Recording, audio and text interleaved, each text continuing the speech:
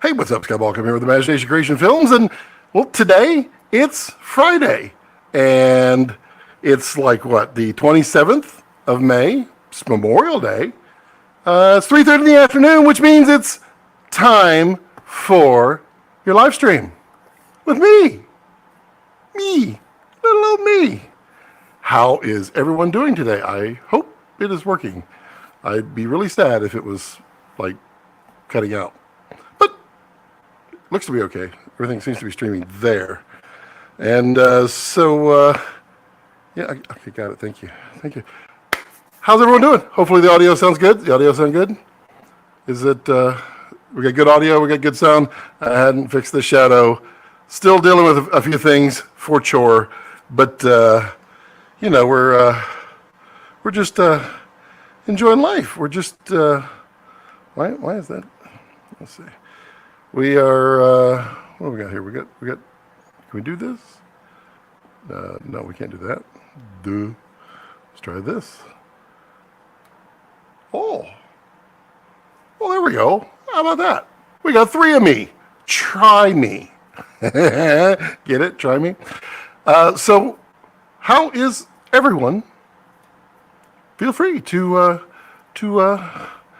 chat about, you know, how things are. So, Lewis, it's a really good point that you bring up.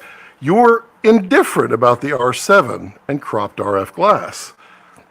Don't think about cropped RF glass. Think about Super 35 RF glass and like small micro cinema lenses, which is one of the things we're gonna go far more in depth today with the Meikes.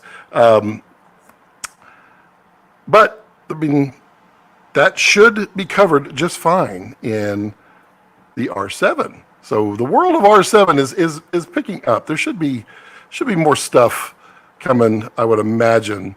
I mean, it opens the door because, like, I've been kind of off and on with RF love. There's pros and cons. One of the big pro is that it's very small. Everything about it is very small because it's so close. That means you don't have to project your image into a large amount of glass, and so it does its thing. So here's what we're going to chat about today that I'm going to chat about whenever I feel like it. And then, of course, you at any time can always ask questions and, you know, do the normal routine. No big deal. Did we see that? Did we see that? Oh, yeah. I like that.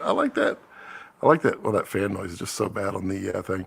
So first topic to talk about today are these Meike lenses. I am not done with my full review on it.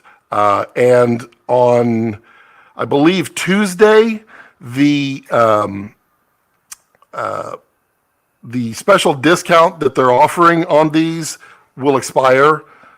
So I wanted to try to get a little more information out here, kind of give you my medium through the review thoughts on it, so that if you are interested in them, you can at least get the deal.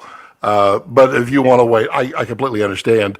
But the way I thought we would do that is I will certainly talk about them and give you my thoughts. But if you want to see them in a specific way, if you want to I want to see how it performs like this.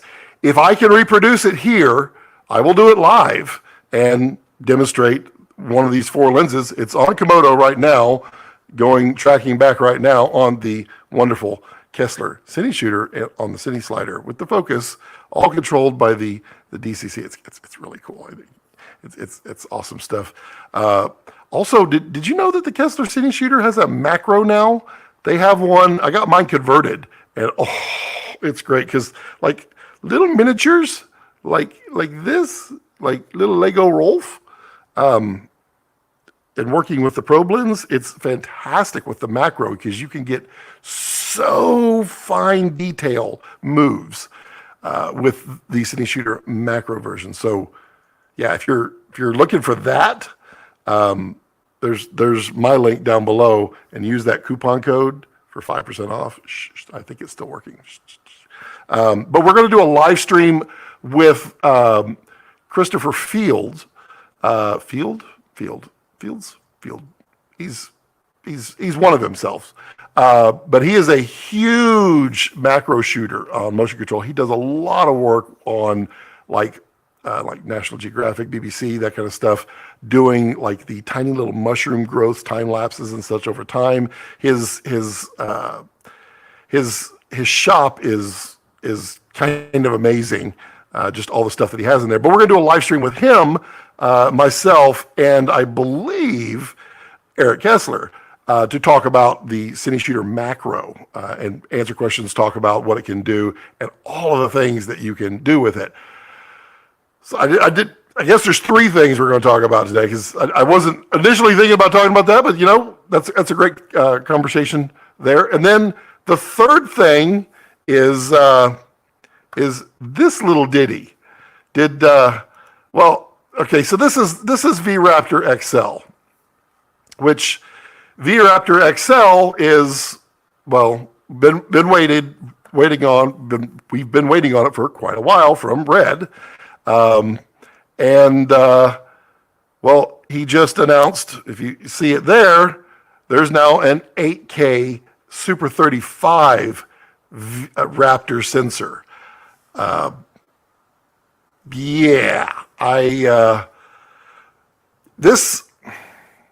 not going to use the word game changer, because this is more of a personal answer. But for me, it is a bigger game changer for me. And I hate the word game changer. What's a better word? It is more suited for me than ever, because moving to V-Raptor, I was going to have to get rid of all of my Super 35 glass and acquire all new full frame glass. With Super 35 Raptor, I don't have to do that, which means I win. I win the game of life. No, it just means I don't have to spend a whole lot of money, and I have lenses already that will cover it and do wonderful things with it. So I'm really excited when that one comes. I don't know when it's going to get announced. Well, it was announced that it's coming today, and then Jared asked the question, would you rather see it in the XL body first or the V-Raptor body first? Because with all the supply chain issues, I guess they can't do both, working on them all the time, all that good stuff. Yeah, I saw Tommy's comment there. Pricing, so V-Raptor is $25 for just the body. I would love to think and hope that the Super 35 would be less in price. But thinking about it, it may not be at all. It may, I don't know anything about it other than what I just told you or what you have already read. So I don't know if it has any extra capabilities or less capabilities than the Raptor, full frame Raptor sensor. So if it does less, or if it does the same, but it costs significantly less to make that chip, that sensor, then maybe it can be offered at a lower price. I don't know. If it's 20 grand, oh my God, is that going to, number one, everybody who owns a red DSMC camera is going to be like, my value just went down, including mine. But it also makes V-Raptor 8K, hopefully high frame rates, and 17 stops of dynamic range more accessible to me. This is me. We can throw one more topic out there, and then, of course, anything you want to talk about, and that's the new Alexa 35 that was leaked out there. And to clear the air, yes, I was posting a lot of trashy talk out there on Facebook, but if you read them, you will see when I trashed, I was being sarcastic. For instance, not everybody, there were a small group of people who were absolutely livid that Red used the Red mags. It cost so much money. Well, with the Alexa 35, you have to use their Codex mags, which cost a lot of money and are proprietary. So where's all the complaints? See, that kind of stuff. That's the comments that I was making on there. I mean, there's some serious stuff in there. And then I posted the thing about resolution, which I got completely wrong, and corrected it for everyone, especially myself. But it's out there. What's going to be announced? Well, it's been out for a long time, actually. It's been shot a lot. But it's getting announced Tuesday. I think it's Tuesday. But the whole thing was basically leaked, everything about it. So, yeah, we could absolutely talk about that. It's got 17 stops of dynamic range. It's 4.6K. It is Super 35, not full frame, which means there'll probably be a full frame version coming. And it does raw. It has 17 stops of dynamic range, has some cool noise reduction features, has really good low light capability. And it shoots raw. A lot of cool stuff up. All right, so let's go through the chat here and see what's going on. King says, let's get those likes up. Yes, let's do that. Everybody go out there, press like any number of times you want, as long as it's an odd number. And you haven't already pressed it once. If you've already pressed it once, press it as many times as you want in an even number. It's a little game we could just play. Lewis, second. Let's go, King. How's my best friend doing? I'm indifferent about the R7 crop. Yep, we talked about that. Is there a utility, Scott, or is it just a money grab? Is there utility? Or is it just a money grab? Is it? Oh, you're talking about the R7. I was like, what topic are we talking about? You're talking about the R7. No, it's going to be cheaper. So yeah, there's a purpose of that. It's like we talked about last time, and it's no different. I'm not saying anything different about full frame. Gives you much more field of view, and you just buy the lenses appropriately. If you're buying, if you already have the stuff, like me, the Super 35 is actually now right the way for me to go. And, that's how my brain works, is I will choose the most optimal for me, which is typically how I do my reviews, is how I think how things matter to me. So I don't think so. Reach says, hey, Scott, I'm pretty excited for the R7. It does look interesting. I'll be interested to see the pricing on it. Excited to miss the full frame. Aiden, hello, Aiden. Howdy. I'm finally catching you live. Been working at a G&E warehouse full time. Very cool. I mean, that's a great way to learn a ton about G&E. Just call them Meike lenses. Yes, they are Meike lenses. Everyone likes them. Meike. Some of y'all have no idea what that means. So I'm going to post this here in the chat. Maybe. Yep. Okay. Wait, wrong way. We're going to take this, copy, and we go to the chat. And I'm going to post this down there. This is the link. I think I'm going to post this in the chat. Yes, I'm going to post it. I'm not going to post this in the chat. Let's try this again. I am going to copy, and I'm going to paste live. There we go, paste. And I'm not going to be able to paste it. Huh. Why is that? That is has a little weird. Let's see if I can copy link. Nope, that just well, let's just open in Safari. Okay. There. And then oops. Oh, here comes Puppy. Puppy's coming in. I'm going to try this again. I'm supposed to be, there we go. Okay. So there's the link to the deal on these lenses if you are interested. I just want to post that up first so no one has to wait around if they're just interested in that. It's on Facebook. It's on the Red Komodo users group. I don't recall the discount, but it's pretty good. If if I remember correctly. I remember it was significant. And Lewis says, Scott, I'm upset. Why are you upset, Lewis? All I want is the perfect camera. I feel you there. I feel you there.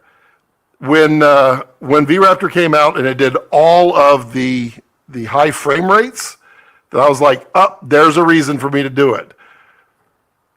But Super 35, it's cheaper for me.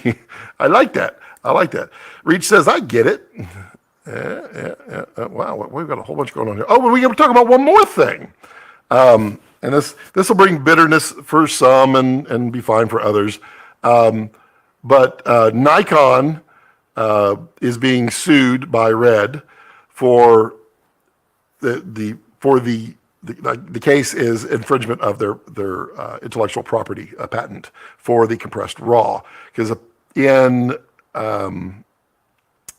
version 2.0, the firmware of the Nikon Z9, they offered in RAW, which is Nikon's RAW, and it's a compressed RAW, which Bill just down there sent me that says Nikon is licensing into Pix Tico RAW for their RAW. So it will be interesting to see how that case plays out.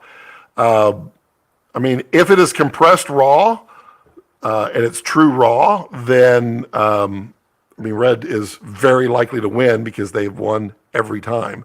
If it is not, and it's something like Blackmagic RAW, then Red won't win. But yeah, okay. Nothing will be perfect, says Reach, but I think the R7 is a great companion camera, yes. I probably would have gone for the R7 of the R6, but who knows, time will tell. I'm interested to see its dynamic range performance. This is true. Aiden says, holy smokes. Brandon says, pop it in to say happy Friday. Well, happy Friday, Brandon. Happy Friday to you. Happy Friday to you. Happy Friday to you. And hope everyone has a good Memorial Day weekend. Yes, indeed. And I may or may not drop out of here at 6 o'clock. Got bunches of people coming to visit. Family, friends that are family, all that stuff. And so they may get here early. They may get here late. So yeah, we'll just see. We'll just play by ear. Tommy says, under 20K. And I say, I hope so. That would be awesome. And again, Tommy, thank you for being a continuous channel member supporter. I appreciate you, buddy. Reach Films, I'm hoping that's the case. Maybe 17, 18. I think that's a stretch there, Reach. I think that would be a stretch. That'd be incredible. But do you know how many people would be complaining about how much lower in price the DSMC2 cameras would be worth then? Yeah, so I mean, it's a damned if you do, damned if you don't kind of thing. Lewis says, Scott, can you explain to me like I'm 5 years old, please? Explain what part? Be more specific in your questions, because remember, I get behind on these. Put your actual topic in there. And Bill Howard says, hello. Hello, Bill. Hey, Bill. How are you? Reach Films, I hope so. Brenda says, can I ask which camera you're using for the bottom right shot? This one right here? Yes, that is the Red Komodo, and that is using the Meike. That is the 65 millimeter, and it's just doing a slow push. And in fairness, I think it looks really good. It's also very shallow depth of field because it's telephoto, it's moving, it's wide open, and these are not. But when I'm using the ATEM Extreme as the webcam instead of actually going out HDMI into an HDMI capture, this ATEM puts more contrast on it. So what you're seeing is this is my normal look with more contrast now out of the ATEM, whereas Komodo, the way it's configured right now, has less contrast, but it has more through the ATEM because it's adding that contrast in, so it kind of gives it more. So I tried to match them as best I could, but I didn't want to go in and destroy the picture profiles on this Not yet. Maybe someday. So yes, Brandon, you may ask. Lewis says, we can save this topic for later, but Halsey just outed her label for gatekeeping her release until she makes a viral TikTok moment for her. I don't have a thought. I'm not a TikToker. Don't really watch anything on the TikToks. It's not my thing. You know, I'm old. Any guesses to the price would be for the ARRI S35s? My sources say it's about 70 for the body, and then to equip it out and get some media, it's about 90. Is what I understand.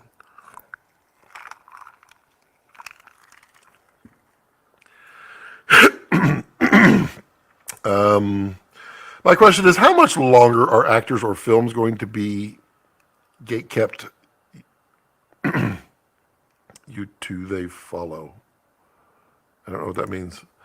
Area 65, I'm pretty curious about that. I mean, it's going to sell like crazy. There's no question. It is. It's a hot camera. ARRI makes good cameras. I don't have a hate for ARRI. I just happen to like the red for my shooting practices more. That's it. ARRI is great. And now ARRI's going to go from 14 stops to 17 stops of dynamic range. It's going to be significant, and it's got much better low light, so the noise is finally going to be squashed.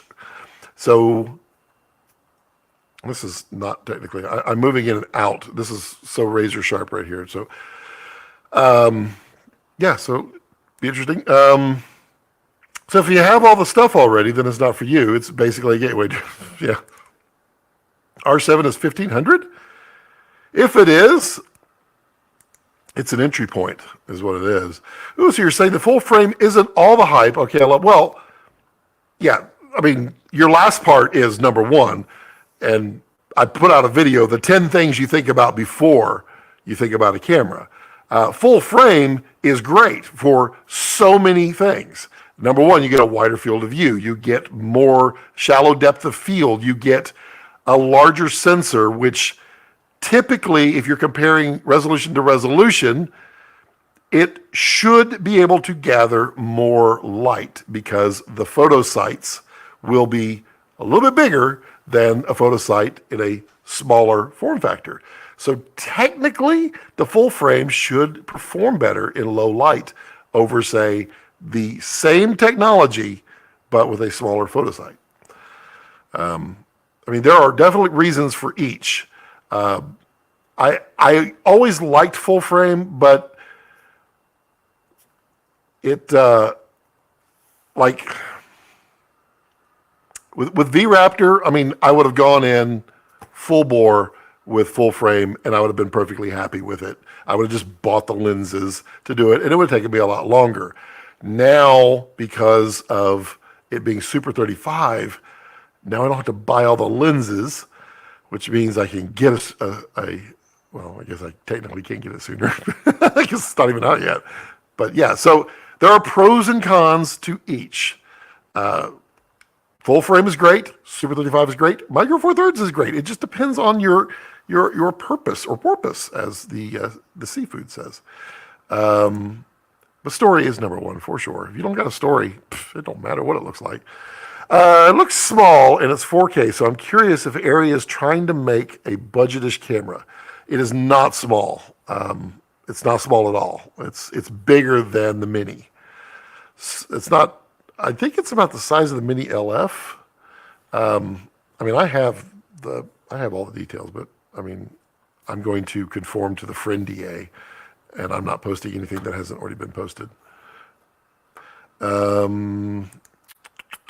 Super 35 is still probably preferred by most people, in my honest opinion. When I shoot full frame, usually at f4, anything faster, and I'm struggling. Well, I mean, it's true. So a comment that was made to me was that, well, Red is just chasing the Alexa 35 and making sure that they get a Super 35 out there as well. No, that's not the case. What I would give you is a far more plausible story that sensors take years to develop. And Arri has been developing this one for a long time, and they've been sitting on it for a little while. My guess is that both Red and Arri both have the same consumer information when it comes to what people are buying, and that there's absolutely a market for Super 35. I mean, look at Komodo. Komodo is the hottest selling Red camera of all time. It's Super 35. So clearly, there's a market for Super 35. And now there's beginning to be bigger and bigger markets for full frame. I kind of dig it. I dig it. I mean, I'm with you there, Brandon. I'm not shooting. When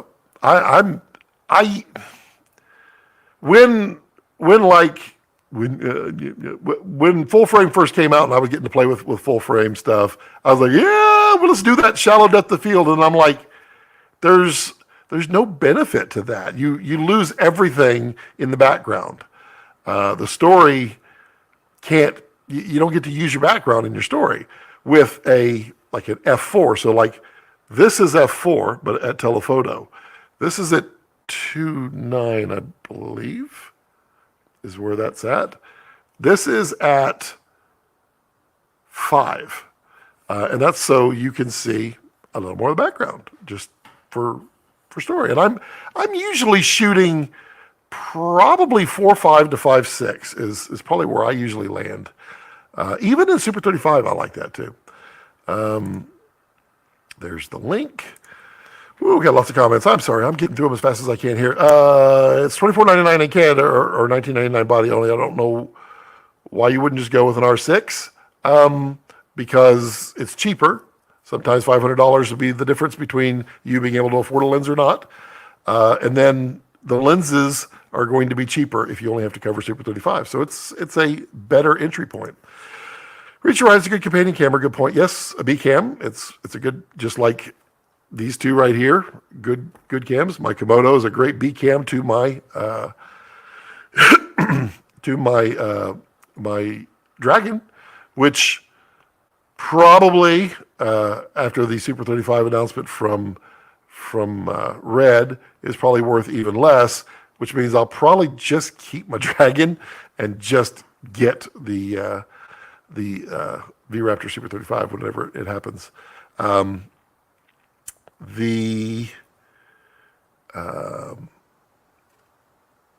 Companions, yeah, and Komodo will be a fantastic companion to my V-Raptor whenever that happens.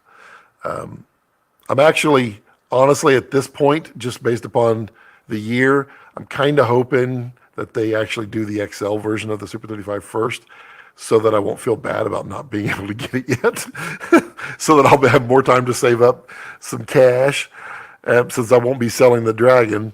So yeah, really I'm only talking body, but it's only 1,500 on B&H. Okay. What about the Z9? Is it still worth talking about? Sure. I've seen some interesting stuff from Bill Howard there. Oh wait, I got a comment from the man. Sorry. Let me bump in here. Large sensors give you larger pixels for any given resolution, which is always better. Also give a wider field of view. Small sensors are great for when you need longer focal lengths. Exactly. And I'm wondering if he's going to drop any hints. You can drop any hints for Jared? Drop some hints for us. But I suspect, and I've been wrong before, and Jared will usually slap me through IM and say, nope, you're wrong. I would suspect that full frame V-Raptor should be cleaner than Super 35 at higher ISO or higher or lower light. Actually, higher ISO doesn't matter on Red, but lower light. I'd expect it, but maybe they got some magic going on. You never know. The Z9, yeah, I've seen some interesting stuff on the Z9. It does seem to take some pretty good imagery. Let's see. Reach inflation and currency exchange in 1999 Canada. Oh yeah, that's the same. Hello from Japan. Hello from Texas. You know, it's one of those places you can say that everybody knows where it's from. Good point. Reach is different for different places. Wow, there's so many comments. Jared says both are great, which is why we make them both. I love it. I love it. I love it. You kind of got me on that one, Jared, because I did not expect that. I was kind of wondering if like the next small cam would be like a full frame, smaller cam, but you kind of snuck in there on that Super 35. Pretty sneaky, sis. Let's see here. Hello. Okay, right. I forgot. We get off topic. Yes, we do. But I think you answered it. There's a stepping stone for Super 35, and then there's no shame with using the right. That's right. Trust me. I will have no shame in Super 35. I will be so much happier because, like, honestly, two of my favorite lenses are now going to be natively used at full resolution, or probably close. It depends on how exactly large that sensor is. But the Sigma 18 to 35 and the 50 to 100, yeah, those are some of my favorite lenses, and they're Super 35-ish in coverage. So, yeah, that with 8K and high dynamic range, I hope it's going to have the same dynamic range. Please, Jared, please. Yeah, that would be cool. Yeah, we get off topic really fast because I go on tangents. It's my charm. The focus should be on the story and working with the budget. My budget is yeah. Budget is certainly something to consider. Watching the commercial for the R7 and the R10 pretty funny. Maybe you could react to them. It's like Canon doesn't know their target audience wants and needs. I can't say that. And the reason, Lewis, is that you're a target, but there's lots of other targets. And so you might actually not be their target audience, but you might not actually be their target audience, but you are a target audience.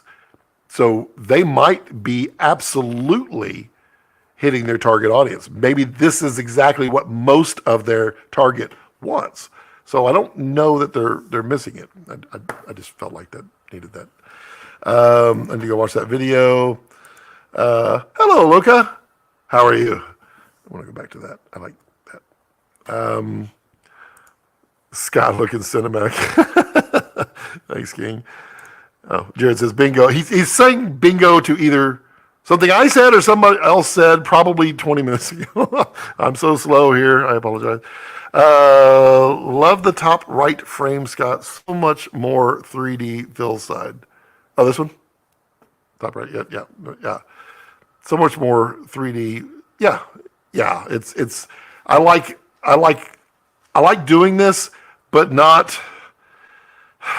Like, I chose to not favor a dark image for the live streams and my videos here because I'm not trying to be dark. I'm trying to get information across.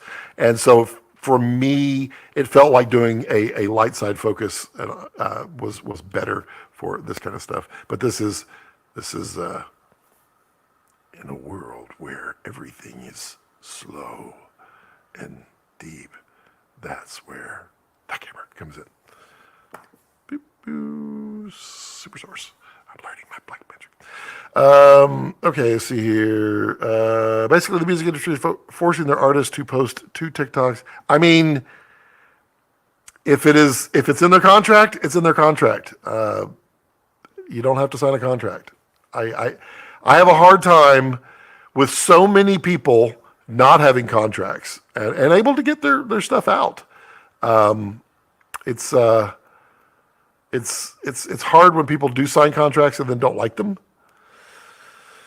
I don't know if it wasn't in the contract, but there was verbiage in there that allows them to do that. Well, then maybe there's something to that.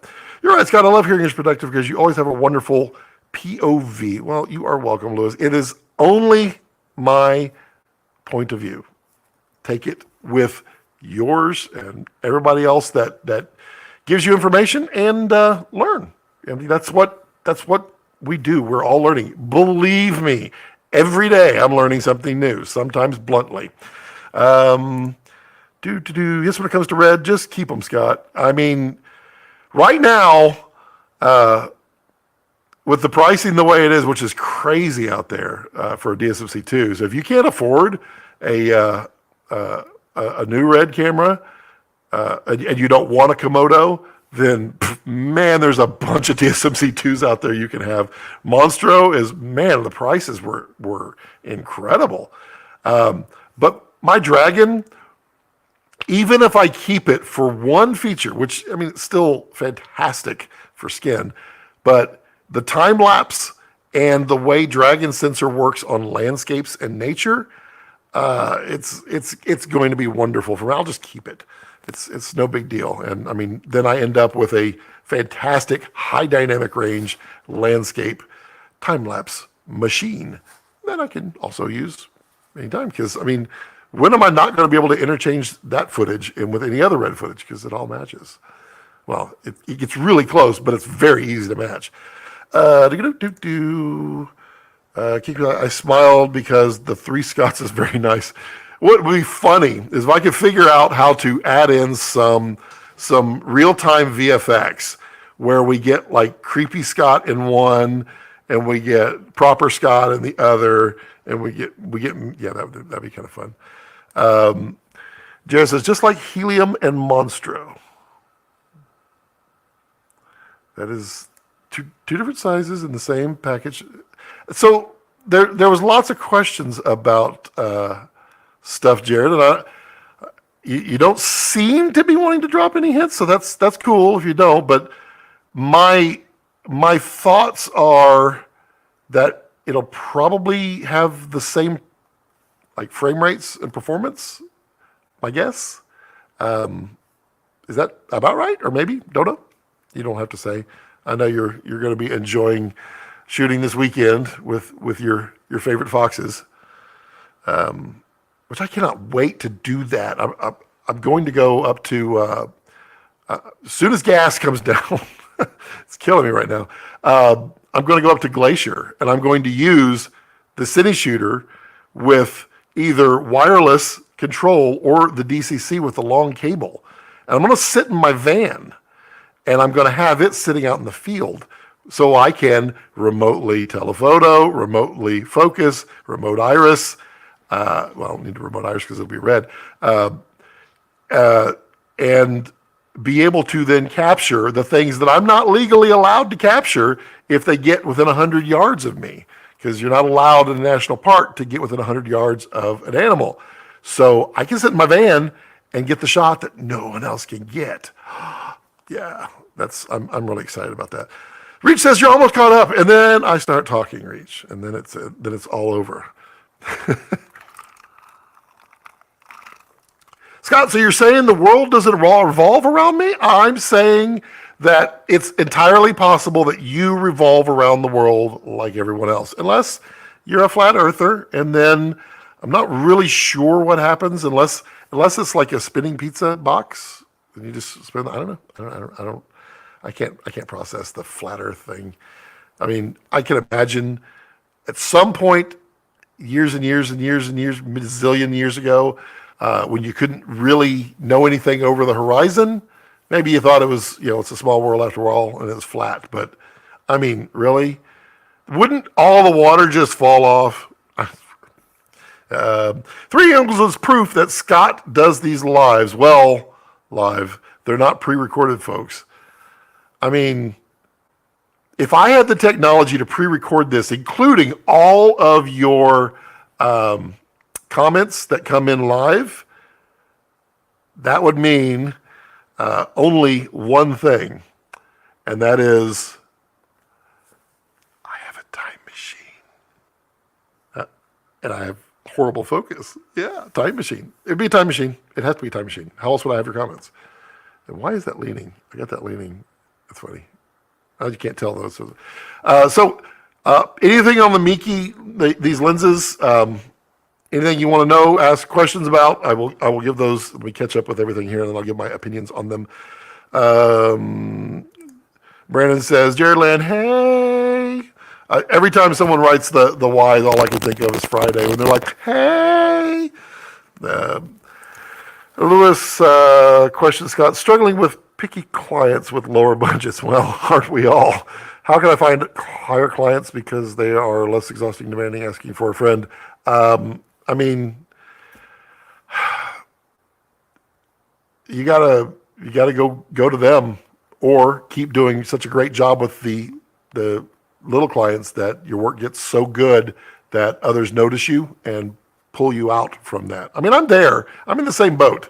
I don't have high-paying clients. I work for people who have high-paying clients. I've worked with high-paying clients, but I personally have not scored a high-paying client on my own. So, I mean, we're all learning. We're just trying. And then Jared is smiling. Oh, man, a Jared smile could mean anything, that I'm completely on the target, I'm completely off base, or you don't even know the half of it. It's a smile. It's usually followed up by a which that's literally how I hear him say that when he types it.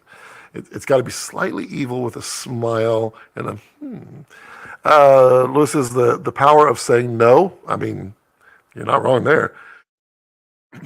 I mean, that's it's hard to say too much no, because you need to keep the lights on. So sometimes you have to scrape the bottom of the barrel and do that work to keep the lights on. But eventually, you can get to the point where you can just say no to those clients and yes to spending the time to find the bigger clients. Brandon, it's not just the power of saying no; it's the power of negativity. No, don't do that. Brandon, I told him the same thing, but he said he has mouths to feed, aka son and his family. Yep. Don't we all? Yeah, time travel. See, that's what I'm telling you, right? Okay. Have you compared them to the Sigma? I have not done that direct comparison. Not yet. That's just cracking me up. It's not going anywhere, but that's cracking me up. So that if it, no, it's not going to go any further. It's locked in there. I've got the cine shooter on a single tripod, and I had it over here because I was actually doing a bunch of stuff with Dragon Frame with the cine shooter. Yeah, and I rigged it with a grip arm to one of the tripod legs to give it that extra support so it's not doing this. When I moved it around here, I swapped it around to the back. Obviously, at that point, the slider is not lined up the same way with the front leg that was parallel, so it's off to the side. So it's got a little bit of an angle to it. So every time it goes back, it's putting a little bit of strain on the whole head and everything. But because it's at an angle, it's kind of tilting just a little bit, and it is slowly angling. Eventually, this will just turn sideways. Oh gosh, now I'm behind again. Okay, let's see here. Meike Lenses, if you had to compare them to some equivalent lenses to reach, no, I have not, but I will before we get the full review out. Yes, I will compare them. Now, they don't quite compare because I have Sigma stills lenses. These are not. These are RF. Those are EF.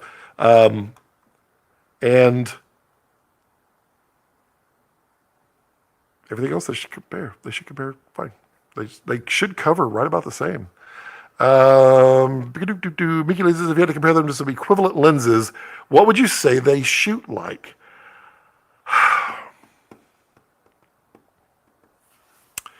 So they're really good. They're a little different than the IRIX, and in some ways they're better than the IRIX, and in some others they're not. So it to me, the quality of these, and let's be honest, if we're talking about the range, this is the best and this is the worst. We're talking about a range up here.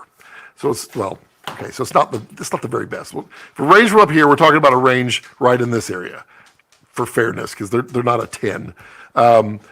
The 85, 65, 50, and the 60 and the 55 are pretty close, and then the 35 down here. They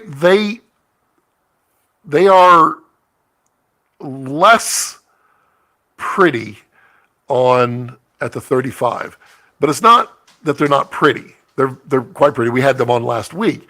There's just something about, like, the 85 to me is gorgeous. The 65, which is one of my favorite focal lengths, is, well, yes, it's this. I probably should lean a little bit. It just is slightly angled. It's hilarious. It's kind of hilarious, making me laugh. So comparing them, I would say, as far as sharpness and quality, I would put them slightly above the Tokina ATX series lenses. So that's their zooms, the 50 to 135. I think, like, the 85 and the 65 are very close. The 85, I think, is a little prettier than the Tokina ATX. The Sigmas, I have not put them up against to compare them. I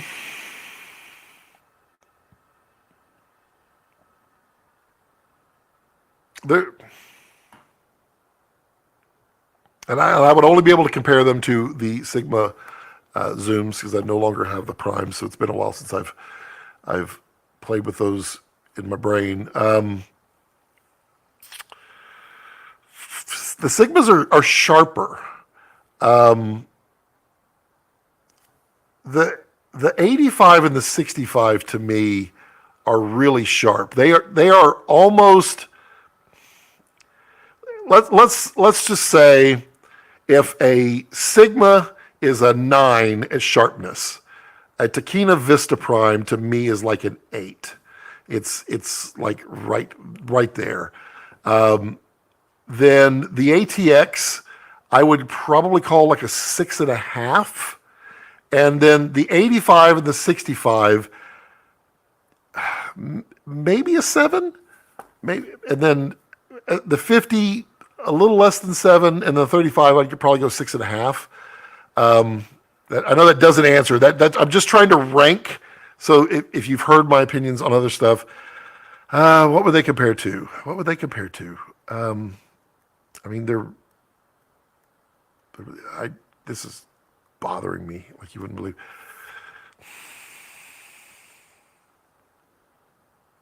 I would say they're most close to a Tokina ATX series. So the 50 to 135, the 25 to 85, 25 to 75.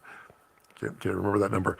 That look, there's a lot of sharpness to it, and the bokeh is really nice. The fall off back here is pretty cool. And I can swap these out, just whatever one you want to see. There we have the 50. We have the 85, and then we have the 35 right here, and they're all T22. Yeah, so that is at T22. That is going to boggle. I am way too OCD to deal with that. So if you want to see any of these on there, I can just swap them out real quick. I literally could just drive the thing forward and swap it out from here. That's why I moved it. Okay, let me catch up here. Great light ratio. I don't find it dark at all. Top right hand corner. Yeah, it's not dark. It's just moody because it's dark side towards camera, which I like, but this is not moody. Meike's lenses. Is there a wide or any stabilization? There's no stabilization. These are pure cinema glass. There is a wide coming, I'm told. What I don't know is what the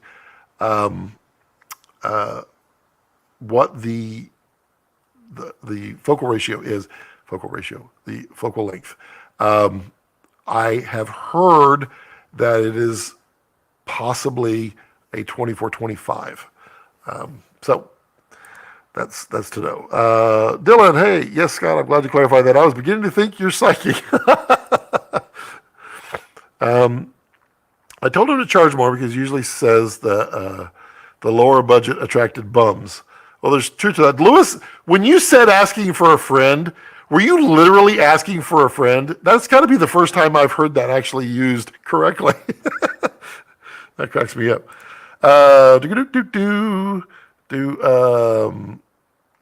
Okay, so I'm going to see it through, grind it out. Gerald, hello, Gerald. How are you, Scottster? Scottster, I'm Balkster, and I'm Scooter. I don't know about Scottster. I don't know. Scooter is one of those that I hated as a kid, and now I'm like, that's kind of cool. Can't think about it. I mean, you could just I know my grandparents would call me every name under the planet except my real name, and I would make sure they were aware of it. The reason why I won't sell my beloved Helium, my OLED EVF, I mean that EVF on the DSMC2 body is such a compact rig for sure. Scott, can we see the Meike lenses? Because I underestimated how small they truly are. Yeah, they are truly small. Let me be the one. Let me just stop that right there. Okay, so, I mean, I can get a set of IRIX or anything like that so you can see. So this is the 50. I'm going to get it in focus for you. I'm tilting it. But I mean, they are very, very small lenses. Let's just do the overhead. So there you go. That's a much better review. It's backwards. How about that? Yeah, it's upside down. You don't have to turn your whole entire monitor upside down. So they're very small, very smooth. The action is really good, and they have a really long. Get in frame, Scott. They have a really long barrel rotation on the focus. That is. What is it? Let's see what it is. Let's start from there, right there. 180. So it's about 270 barrel rotation. Pretty amazing. And then RFs are funny because you have to put them, they don't go on both ways. They only go on one way. What is this? That's 35. That cracks me up how small the out front element is, because that's the beauty of an RF lens. It gets so close to the sensor. And then this being the 85 is much bigger front element. And then I will go grab an IRIX lens real quick and compare it and put that back on Super Source and start the motion back up. And don't be surprised if I happen to mess with that Komodo on the way back because it's angled. Let's see, there's a 30. We'll do that. I press start. Oh, I gotta press start again. Run. Boop. Okay, so yeah, let's see if we can. Let's take the 35 and the.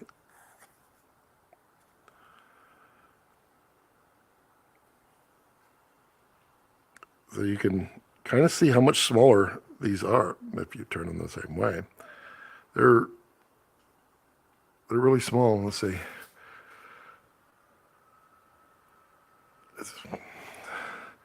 Maybe we'll do the overhead real quick. Let's try that. I mean, it's a considerably smaller.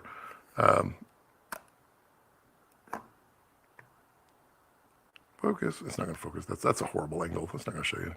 But I mean, 30 millimeter, 35, much smaller.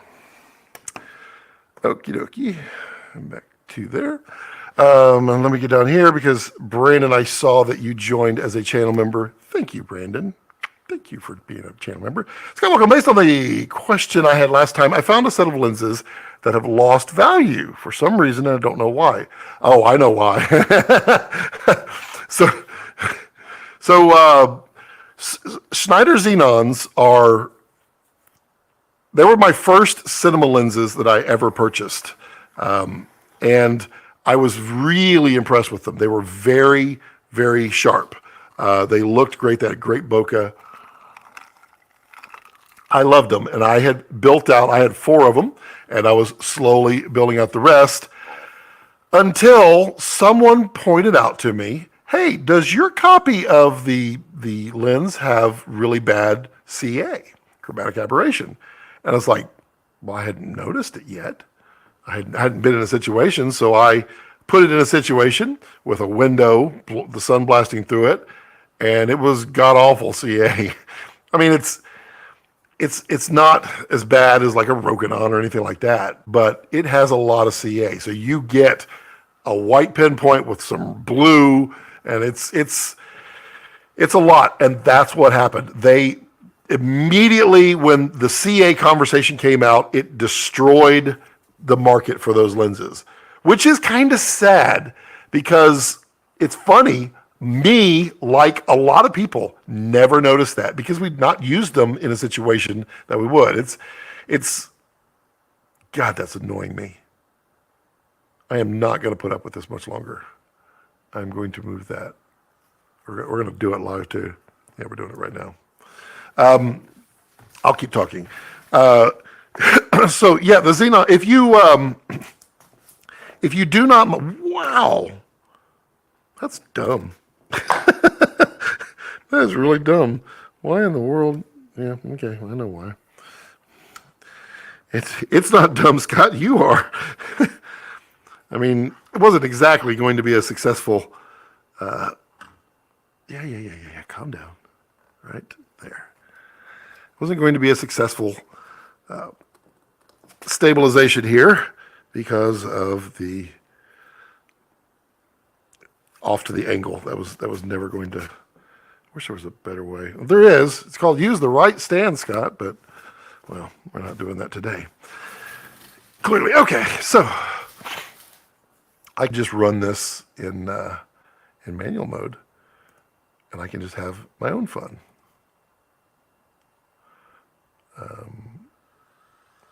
We'll just zoom in up here. Well, actually, we'll take it out. Take it out a little bit. That way we can. I need to see what I'm doing. Give myself a much better shot. Let's see, focus myself right about there. I don't mind cropping the head off a little bit. Don't need to. That was funny. I looked at the right side, which was the live stream. Okay, so now just pull a little focus here. Ooh, look at that. Ooh, there we are. Yeah, okay, boom. Now, first thing first, we have camera A, camera B, and then we completely destroy the 180-degree rule with camera C. Yeah, well, you know, it's live, it's not cinematic. That looks dumb though, doesn't it? Because, like, this guy right here, he's looking elsewhere. I wonder if I could flip that. I bet I can, I just don't know how to do it. That'd be hilarious. Okay, so let me get down here because I'm just really sucking at keeping up with everybody. How have you been? How's the family? How are you doing, my friend? Family's doing well. Everybody's happy. Everybody's healthy. We're all doing good. Dog is doing okay. I've been giving him lots of glucosamine. His rear legs are just. He's got a lot of arthritis because he's a big dog and he's older, so he's getting there. So I've been giving him lots. It's funny, he can move when he wants to. I mean, he's got his thing when we leave here, or go out of the house to come to the studio, or leave the studio to go to the house. He wants to go out and he wants to stand in front of everybody and say, "My guy's coming. Everyone, please clear out." He literally stands out there and barks. And he barks, and he runs over here and he barks, and he runs over here and he barks. He's like, "No one comes here. Scott's coming." Which is kind of funny because he can get up real fast and he can run really fast. It's like, I mean, I get it. I appreciate the loyalty, dog.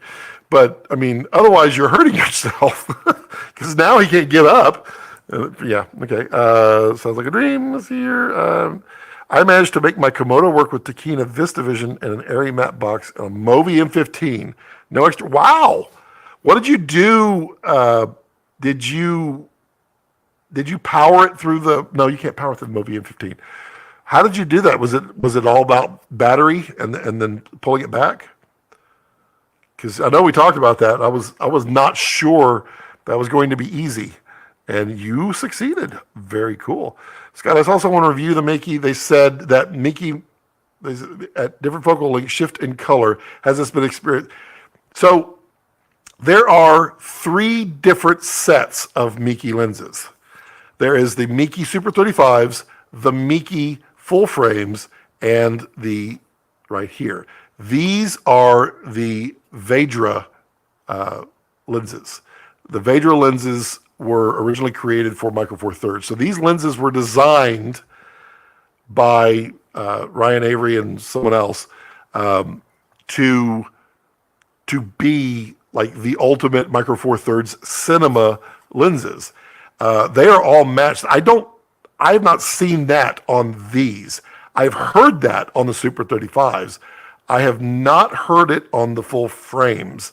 The Super 35s, and let's not confuse these because I originally put on there the Super 35 RF lenses, but these are called the Mini Cine lenses. These are not the Super 35s that everyone talks about. These are brand new to the market, and they're basically Ryan Avery's design or the Vedra design. The Super 35s, I mean, even Tommy had Super 35 lens, and he sent it back. He said it was horrible. He didn't like it. With the full frames, people like. I've seen some nice images. These are definitely not those.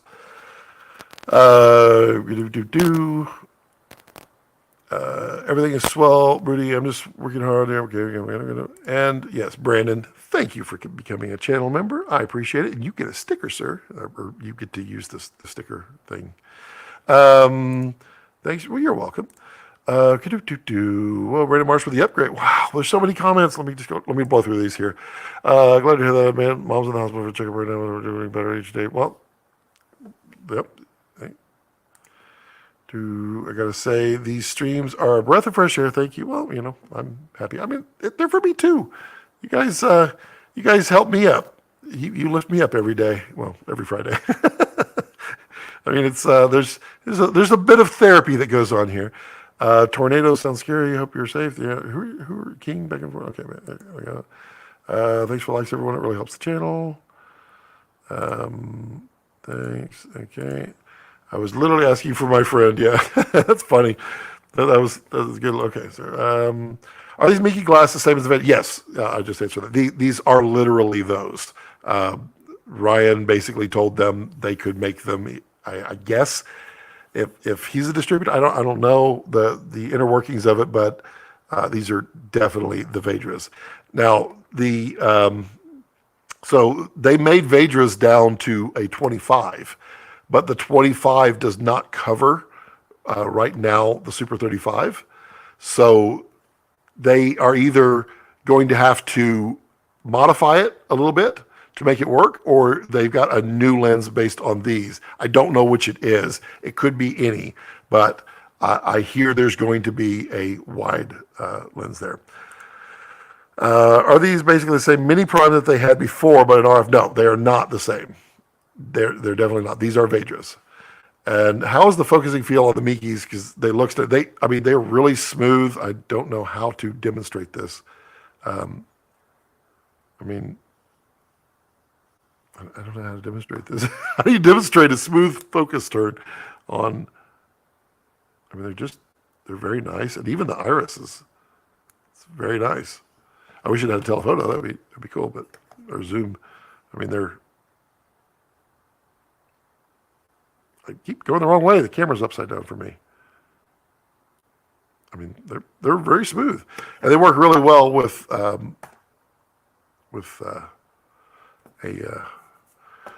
you know what? Let's back this up. Let's back the truck up.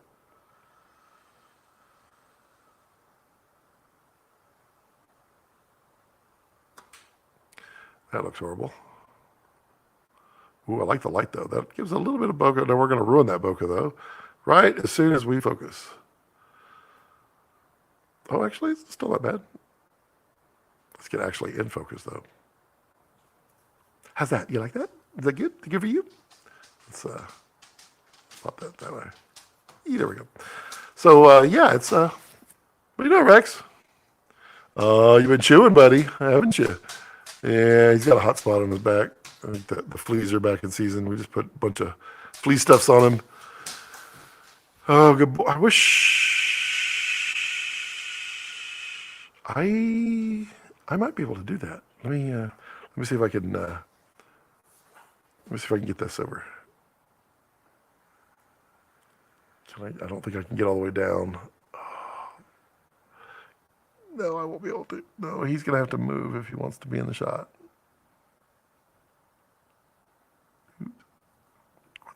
Go that way. I should have got. Nope. You get a box.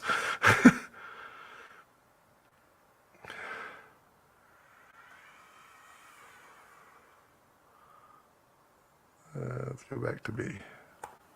Oh, hey, how are we? Let's eyes up here. Eyes up here. No, come. There we go. And of course, when I sit, I'm out of focus and I'm not. Hey. You watch, he'll move.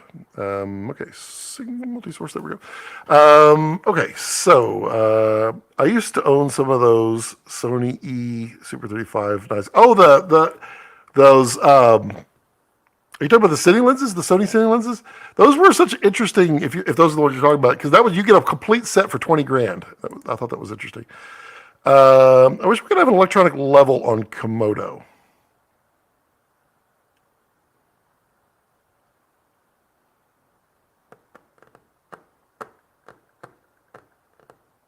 You can.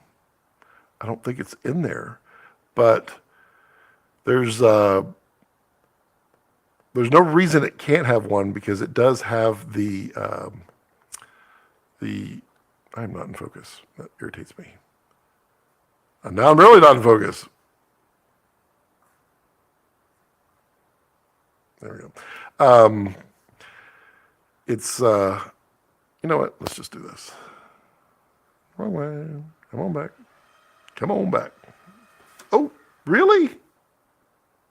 Fine. I just hit my flag. Come on through here. Come on through here. Come on, you can do it. I swear that wasn't there before. It's funny. Live. And this is the reason why nothing ever gets done on Scott's channel. Okay, let's pull that back. And then let's swap this lens. We're doing it live. Doing it live, folks. And we're going to go over and switch over to the, what do we say? We're on the 65, so let's go back to the 35. Let's do that one. I know we did it last time. Whatever focal length y'all want to see, just let me know.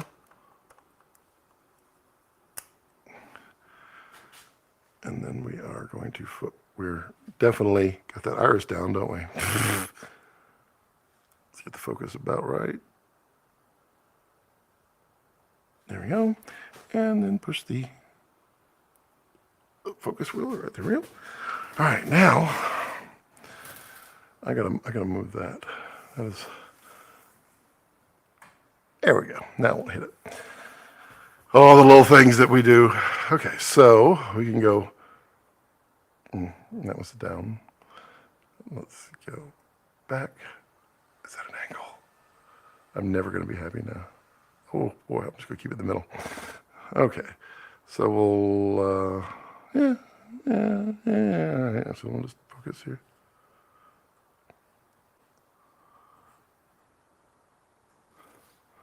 Yeah, there you go. There's your,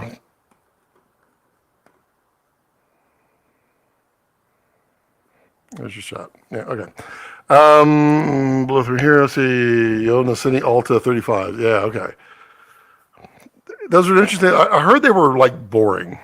Are we eating good tonight? What's smoking tonight? So Smoking, we're going to be doing 3 things this weekend. We're going to smoke some chicken drumsticks. I've got a roast to smoke for have some fun. And then we're doing pork ribs, I believe, too. Oh, poor doggy, stay strong. He will. He's a big boy. I remember you said you like the 65, but is 28 millimeters as wide as you go, or would you use a wider lens? Wide on what? I mean, I use wide. I shoot on 15 millimeters at times. Don't like to shoot on 15 millimeters, but 20 is 18 to 20 is probably about as low as I go typically. It's not my favorite focal length. I mean, 28 is definitely one of my favorite focal lengths. 32, 40, 65. Those. Like it says, I'm using 2 Canon battery for the Komodo and 1 Freefly LiPo to power the wedge. And the same goes for the small. Wow. I mean, cool, dude. You should post a picture of that, because I know people struggle getting Vista primes on some of these rigs and figuring out how to balance them without throwing on extra weight, because you definitely don't want to throw on extra weight. Sucks. While that focus pulling looks really smooth. Oh, there we go. Okay. If you're sold and you have an RF and it's Super 35 and you like the lenses, then there's the discount, which I don't quite remember. I'm the worst host. I'm gonna put the right lens cap on the right one, because I'm the second world's worst host, not the worst. Okay. So Meike came out with the Vader design a while back and did MFT and Sony. That's why I was asking the same. Yes. But from what I am gathering, they are the same as the old. So if they did that, so there were emails though?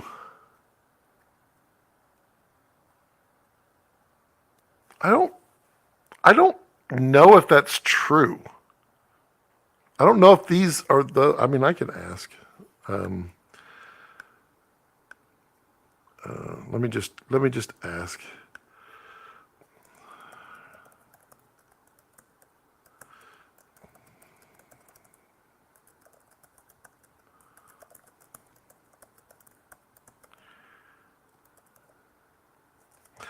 I will find out for us and get that answer for you. I had the Vedra Sony mount. I sold them to get the Takina VistaVision. Yeah, because Meike didn't make them before. It was the Vedra. Okay. MT. Interesting. Now I'm learning. Was January the last Komodo firmware update? Yes, I believe so. That was the firming or the release of the beta. The beta into release is what it was. So if you had the beta, you basically had all the feature set of the release. You just want to be on release firmware. Look at this. I've seen the old Sony lenses have a nasty bloom in direct light like halo. Yeah, there were things that I had heard about them. They were also like plasticky. I'm trying to recall, because you got like a set of 6 lenses for 20 grand cinema. It was wild. I always thought that was interesting. I had the 16 millimeter MTF Meike lens for my GH5. Oh, the micro four thirds. Yeah, okay. Or as Tommy would say, the micro thirds fourth. So I wonder if that was. I don't know. I will find out. Hopefully soon. Maybe not. Maybe not soon. Solaire lenses. Anyone use those? Mark Toyo loves them. Seem to be similar to the Contact Zeiss, but mechanics are poor. Yeah, the Solaire's. There is a story with. Okay, hold on. That is not good for business. There we go. That's the problem right there. Y'all didn't say nothing. Okay, whoopsie. There we go. So that was leaning, and it literally wasn't the slider. That's really bad. It happens live on set when Scott does things poorly. Okay, let's try that. That was so weird. I guess this was forcing it down. Huh. That was truly weird. That's a dumb rig. Don't do that. In fact, let me just get a Gary Coleman. There's a Gary Coleman. Back in the back, and we're going to fix this once and for all, because where are you? Seriously?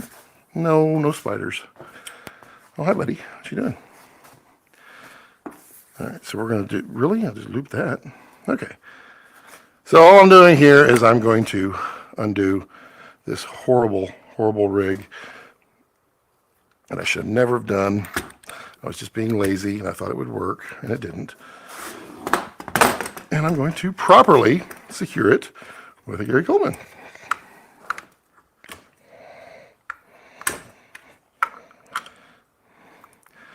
And then we're not going to worry about it anymore. And we're going to double sandbag it.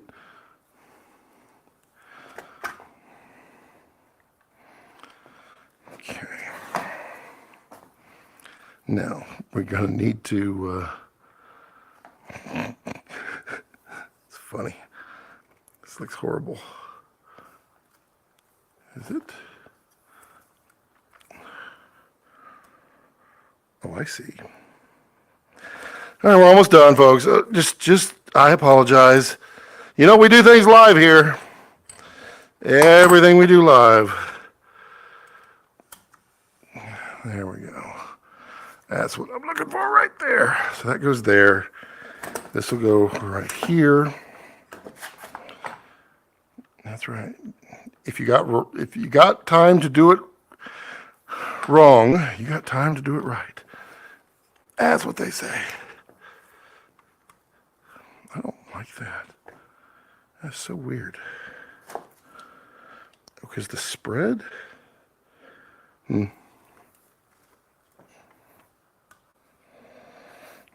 that's going to get there. And then put some dirt on it, and then we'll be back. And then I'll get to your questions. People right now are probably going, this is the worst live stream ever. Hi, Rex. Okay, I should hold still. Hey, nobody. Okay, back. Okay. Let's see. I was just looking, see if the number of viewers just went, as Scott does not know what he's doing. Okay, so, yeah, there we go. I can go all the way back. Yeah, much better. So much more level. And then that shot is going to be ugly because there's a monitor in the way. Nothing I can do about that.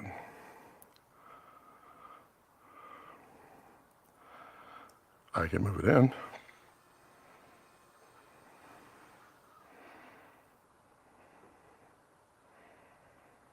And then I can focus. And then we'll be fine.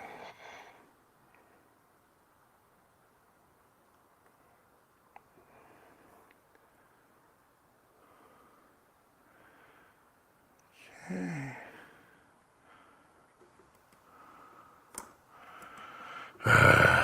Sorry. Just trying to do everything. And it's too much.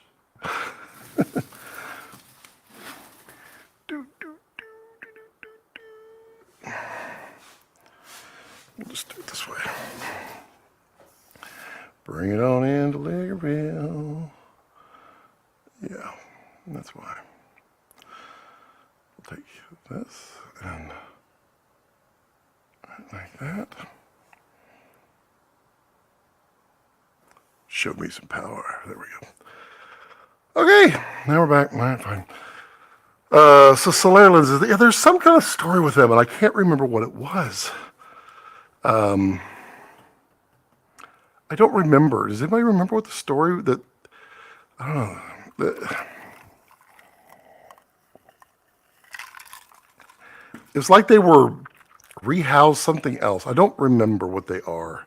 Or maybe I'm thinking of something else. Maybe their Solaires are good. Toyo's got a pretty good eye, so it's hard to question what he says. But I mean, you got to question everything, or else we learn. It was all metal. It actually, in some ways, better than the previous Super 35s. Not the ones you. Oh, it was. Yeah. Interesting. I thought that was a creative shot. I don't actually know what you saw on the video. I'll have to go back and watch that.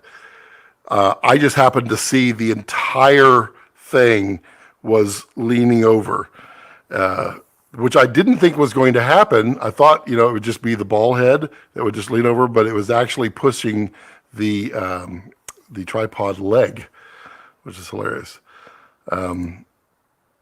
That was so much fun. Thank you for inspiring me again, Scott. Enjoy your drumsticks. Solaire from Germany, but mechanical, not so good from what I hear. Yeah. I'm trying to remember what the story...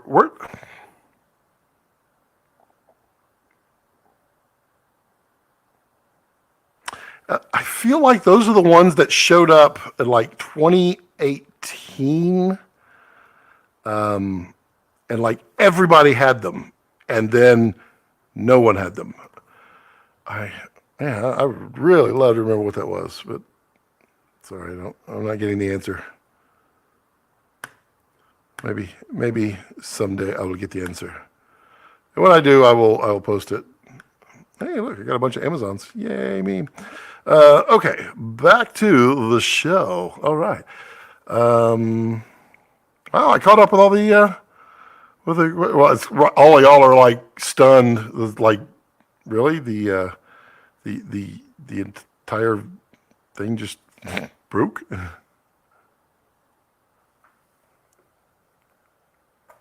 That's what I was looking for. Interesting. Yeah, that's bad things happen when you allow that to cruise around. So, who's got questions? What do we want to talk about? I want to talk about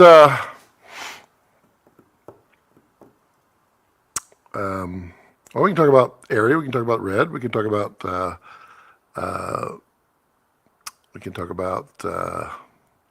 Kessler Cine Shooter, we could talk about Dragon Frame, which is a lot of fun. We can talk about the Meike lenses. We can talk about you. We can talk about me. I feel like everybody's pretty heard everything. There was a test made from Phil and Matt Duclos on YouTube. They spoke also about, interesting. I don't know if it's been asked, but could you tell me your live stream camera setup? Sure.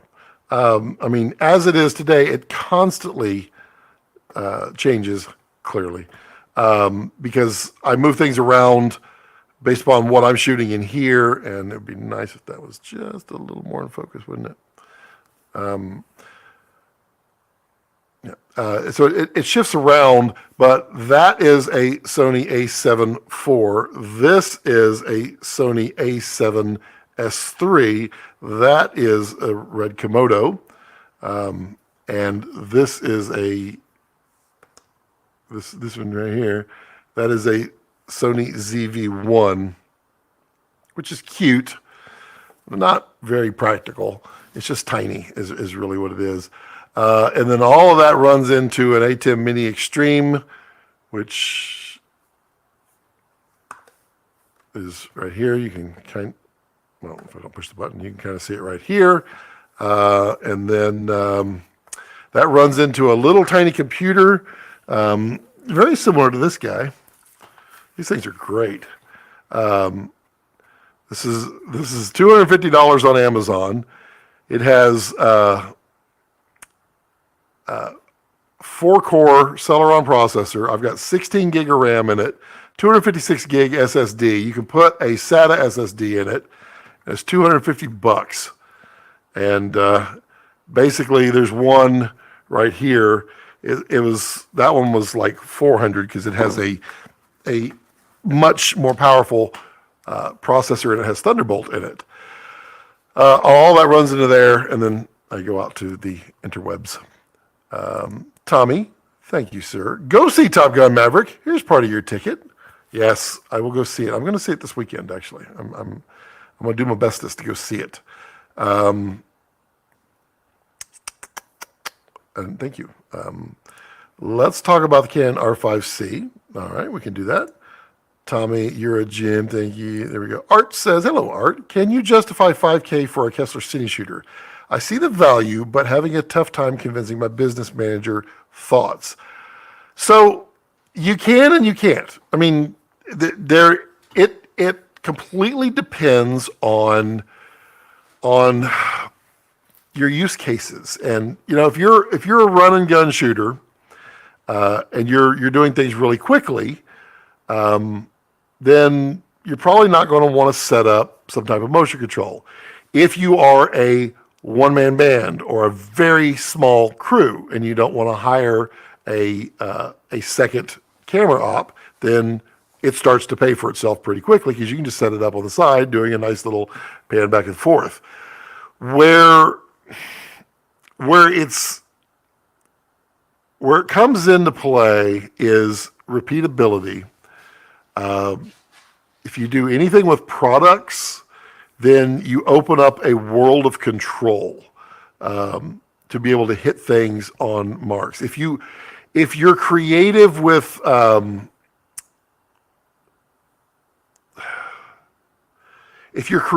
multiple frame rates, then that's where things like a cine shooter come in. And that being, let's say you want to show your character is really kind of slow in the world, but the world behind him is going wild. Well, then you can shoot the shot with him against a blue screen, just right up against it, and you light it the same way as it is in that area, and you shoot him in regular speed, and you run the motion in regular speed. Then you take him out and take the blue screen out behind you, and then you have everyone in the office walk by really quickly. Well, not really quick. You want to have them walk by normally, but you tell the camera, I want you to shoot it instead of 24 frames a second, shoot in 8 frames a second. And now tell the cine shooter, I want you to operate at 1/3 the speed. That's super easy for something like a cine shooter. You just tell it, I want you to perform instead of that move in 10 seconds, do it in 30. And it will repeat exactly that move. So when you put the guy with the blue screen or the guy with the blue screen on there, he's going to be operating in normal. The background is going to be whizzing by like crazy. That's the kind of stuff where you could take advantage of the big powers of cine shooter. Doing slow push-ins, doing recording live performances, that's where cine shooter with like a DCC, that gives you joystick power over it. So there's lots of use cases for it. Can you justify it? I mean, that's always going to be between you and your business manager. But if you want to have some type of fluidity in your B shot, your B camera shot, and you have to pay a B cam operator $500, $750, $1,000, whatever the day rate is to do that. Well, how many days of operation does it take to justify a cine shooter? I mean, that doesn't take that many. It depends on your rates, but I mean, that gives you a great motion shot that's very slow and subtle.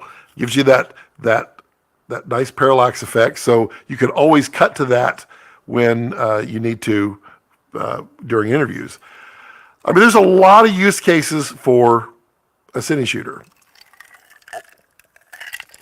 But the justification, I mean, it's going to have to come to, can you use motion? And do you want to do things quickly, fast? yeah, I can't. I mean, I can't answer it for you, Art, because I mean, I wish I could. I wish I could just snap my fingers and solve everyone's problems. But what I can do is give you things to think about, and then it's up to you to take those and branch out in your mind in what you're shooting. Where can I use that? What can I do that I couldn't do before with motion control? Because I use it a lot. It's surprising how much I use. I use a lot for not product photography because it's silly. Product videos, I use it a lot. But in interviews, I'm using it a lot because it gives you that perfect little B-cam move. Hopefully that helps. Feel free to fire off any questions. If you are using it for really fast movement, then the regular cine shooter is what you want. If you're going to use it for very detailed movement and you're not really concerned about the speed, then the macro version. And they're just different motors and gear ratios. I think the motors are the same, but different gear ratio transmissions inside. That is something to consider. I mean, if you run a dolly, have you ever wanted to run that dolly over and over again and then go do something else? I mean, you could do that with a cine shooter. And then you start opening up the door. If you get into the mindset of motion control and you start seeing how you can use it, then you start being able to expand upon that. And that's where the Kessler verse, the Kessler Cineverse, Kessler Cine Shooter verse, whatever you want to call it, the ecosystem that they have is so cool because you can just keep expanding very shortly, even more. So, does that answer? I hope it does. I mean, everyone knows I'm a fan of Kessler stuff, so take it with a grain of salt. I'm more speaking of generically motion control, but then specifically why Kessler over any of the others is the capability, the weight that it can handle, the expansion that it can do, the control options that it can do. I mean, you're about to get on all this stuff, the new firmware, where you get Dragon frame, you got the inertial wheels, you got the DCC. There's so much you can do with it. It's a wild west, my friend. But can you justify it? You do the math. You find out. Find out if you're a motion control person. Find out if you can think about ways to use it. Because if you can't, it's nothing personal. It's nothing bad. People think things differently. If you can't think that way, then it is not likely. I mean, it still could do standard back and forth shots, but you're probably not likely to expand upon it, and thus you're not likely to find ways to throw it in to your clients and say, well, we can also do this, which will take it up a notch. And that's kind of where I try to do with motion control is like, yeah, I can show your product doing this, or I can show you doing this, but what if we do this while we're doing that? And that's the thoughts over it. How are you enjoying it on your shoots? How am I enjoying what? What is the relation there? I mean, if you're asking King about how am I enjoying the Kessler on the shoots, I love it. I mean, a friend of mine has a competitor's system, and he brought it to the first shoot that we did together. And I said, bro, let me bring my cine shooter next time. And I brought it, and he was like, oh my God, this is so much better. Because on his, the tightest he could really go was maybe 50, 60 millimeters. With the Kessler, we were at like 100 millimeters and just doing that perfect little parallax move from far away. And that is something that is, that's hard to do because it will show up. I mean, if you got any problems, it will show up. And I mean, we were running a full rigged out DSMC2. I mean, yeah, that.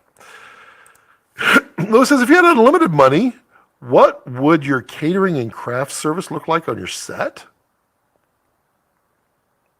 Well, if I had unlimited money, then I would hire like 4 complete different genre chefs and have a little portable kitchens, maybe food trucks, and have them, take orders and make the food for that.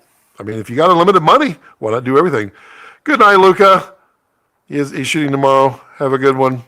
Appreciate you hanging out.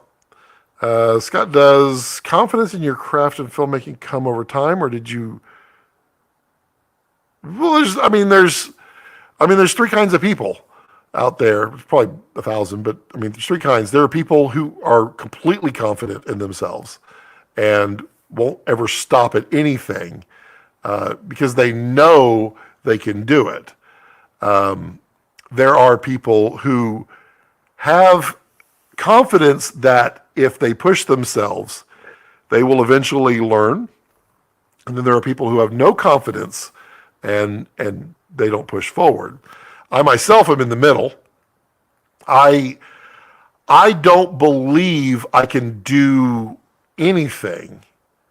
Well, let's see, how do I phrase it? Because there's a way. I am scared to death to do anything, but I have a lot of confidence in myself just through the years, knowing that when I'm asked to do something that I have no idea how I'm going to do, then I can do it, and I pull it off, and I do really good work at it. A few failures here and there, but I work great under that kind of pressure, coming up with stuff on the fly. I would be a middle of the road person. So confidence in your craft. The more you do something, every time I'm trying to push myself, I'm literally just talking with a friend today. He's scared to death on his big project that he's got coming up. But he absolutely wants to do this project. And I said, dude, if it doesn't scare you, then you're not pushing yourself. If it doesn't scare the ever living crap out of you, then you're really not pushing yourself. You're capable of doing it. But if you're not pushing yourself to there, you'll never achieve it. And you'll never be able to add it to your skill set, which will then add it to your confidence, which means you can solve bigger and better problems. I just want to know how you busted your butt to get where you are today or graduate. Well, I do it both ways. So I busted my butt and I grew it gradually because it's like my YouTube channel. I will get videos. I promise I will. I'm not abandoning this channel. It's not just live streams. Videos will come. I'm just trying to get through some things. I grow this channel very organically, very, very me. I do things here the way I want to do them. And I don't chase the trends or anything like that, which is why my channel does not grow very fast. Oh, somebody's home. But it's taken a while. I can say hi or no? She got off early today. Kicked the butt. Even the dog wasn't even ready for you. Hey, look, it's Cynthia. Hi. Hey, hi. All of them. Let's see. Yeah. So, you got to bust your butt. If you don't bust your butt, then you're never doing more than you're never doing what you actually can do. Busting your butt is pushing yourself beyond your normal limits, which is actually your normal. You just don't know it because you didn't push yourself. So you should. Art says, next question is the shuttle dolly a better choice over the Dana dolly with the cine shooter? So here are my thoughts on that. I owned a Dana dolly, and there's nothing wrong with a Dana dolly. A Dana dolly was built for manual movement. So there are a lot of things about the Dana dolly that are simple and easy for movement manually. The shuttle dolly was built for both. It was built for movement manually, and it was built for movement motion control, repeatability. And it was built with motion control in mind, meaning on the shuttle dolly, I don't have one here, it has like 150, I don't know, maybe 100 to 150 quarter 20, 3/8 mounting holes all over the thing. It's got handles built into it. It's got those cool trucks that can slide in and lock to make it really compact, that big. There's a lot to it. With the Dana Dolly, because it's designed to be used on, it's designed to be brought in on set, and then you just use standard speed rail that's been beat up to heck and back. The wheels that are on a Dana Dolly are really, really soft. And by doing that, it'll absorb all those little tiny bumps. The negative to that is if you leave it sitting for too long with weight on it, it will flatten out those wheels. The Kessler shuttle dolly has very, very rigid wheels. Those wheels were designed for their rail system or anything that's completely clean, and it's smooth and it's great, and you don't have any problems with it being too soft. There are new wheels coming that are an option for the shuttle dolly that are kind of in between. They're just soft enough to absorb stuff that's on crappy speed rail, but they're hard enough to not react or bend under pressure or get flat spots. So those are coming soon. If you're using it with the Cine Shooter, I would tell you, well, if you're going to use it with the Cine Shooter and you don't own one, it's a no-brainer. You buy the shuttle dolly. If you already own the Dana Dolly and you're trying to justify, I mean, manually they are exactly the same. With the new wheels on the Cine Shooter or the shuttle dolly, they are exactly the same. They will handle the rough road, so to speak, very easily.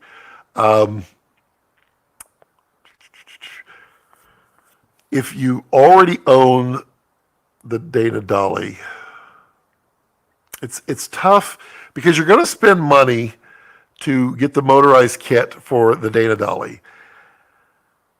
And I have seen issues with those super soft wheels where if you move something really fast, the softness in the wheels are kind of like a suspension in your car. You know, when you come braking really hard and you nosedive, and then when you stop, you kind of go, you bounce. I've seen that happen in a microscopic way, but if you have not a wide lens, if you're running on telephoto, it's not microscopic at that point. It's elevated. And so I've seen that kind of thing happen on Dana Dollies on Moco. When you stop them, their wheels are so soft they kind of bounce. So optimally, no, you would not want to run a Dana Dolly. But if you are not willing to give up your Dana Dolly, then you could do the Moco for it. But you got to understand those limitations on that. Yeah. Tonight on IMAX 4D airplanes. Hope that answers Art, hopefully. Slow motion is better than no motion. You're right. I mean, it's true. I likes it. Make sure somebody didn't mess with me. Okay. I still want to get that answer. Don't have the answer. Yeah, Lois saying hi to Cynthia. So you need to be uncomfortable in order to get well, you do. You have to push yourself. I mean, you are stagnant. You are status quo. And you are complacent if you don't push yourself. You will never be better than doing the same thing over and over again, which means you'll never be better. Everything we do in life is about learning and continuing to learn. You never stop learning. If you do, you're not going to progress in life. Same thing with cinema, everything. I'm prepping right now, but I'm listening to the soundtrack in the background of this video. Without struggle, there is no growth. Exactly. Scott, do you eat pasta or pizza or Italian food, or are you most likely keto carnivore diet?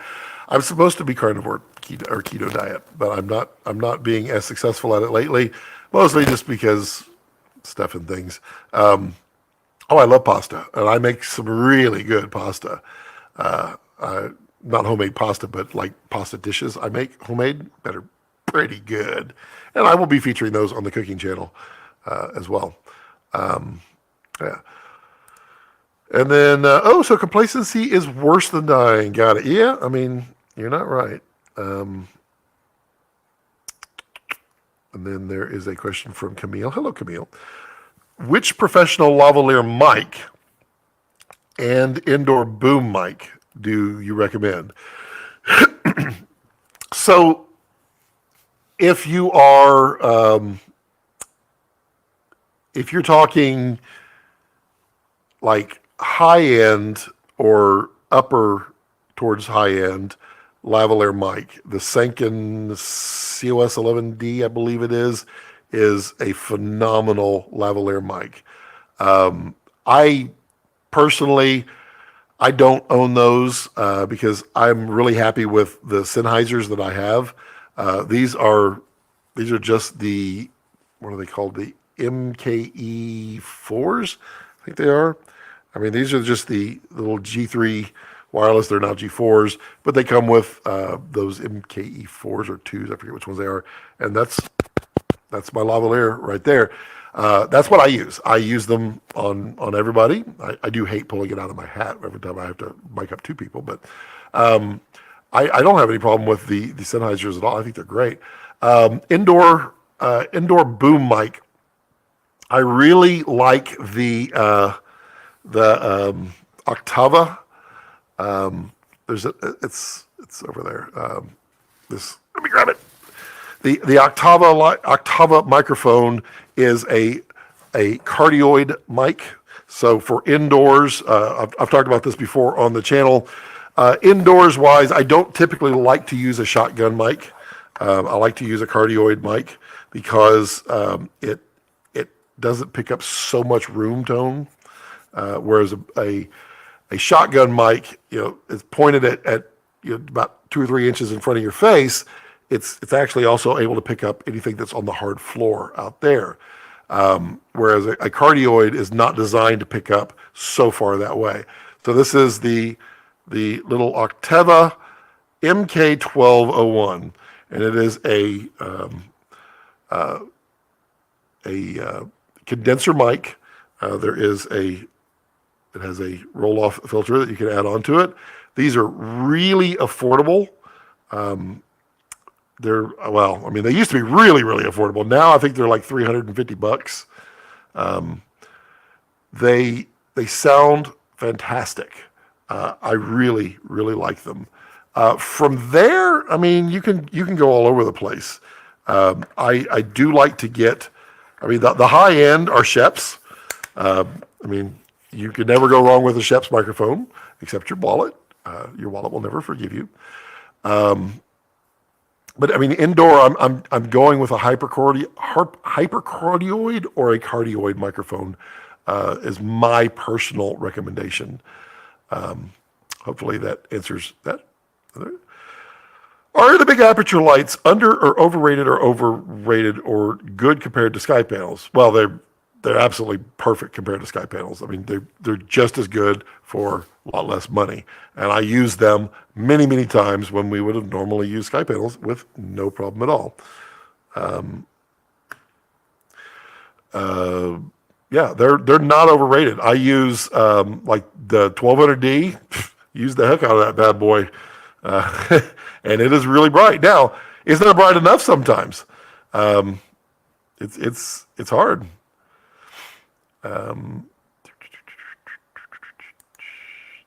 The Countryman B3 is a good lav. I'm not shot with that. Or heard the Countryman, but there you go. What do you recommend for a shotgun mic to capture live music? The very loud. Well,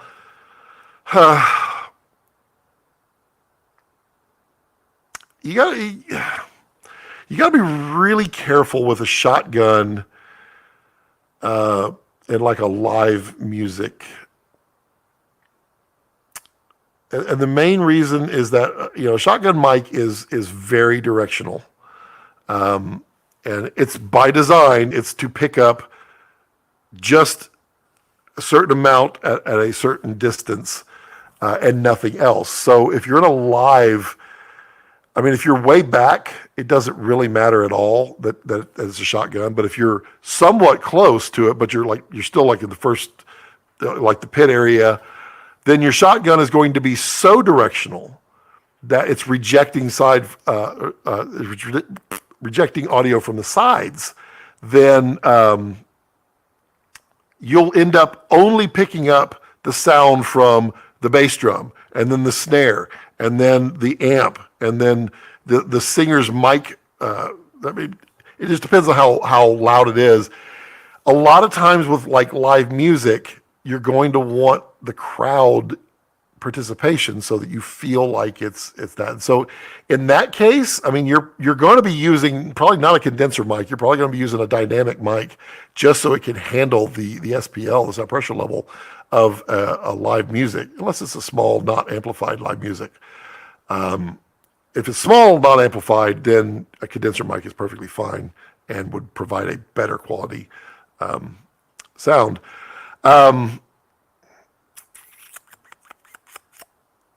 Yeah, I mean, to capture, and a lot of times also when you're doing live, you're taking a house feed and then you're just putting some crowd mics out there and then you just mix them in post to give the feel of the crowd, but you're taking the actually mixed audio would be normally. So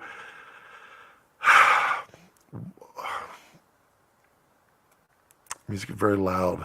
Man, I wish I had a good answer for that. There are microphones.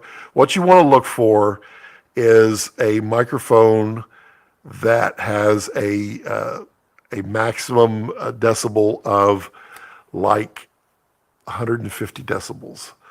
And I am trying to think for the life of me.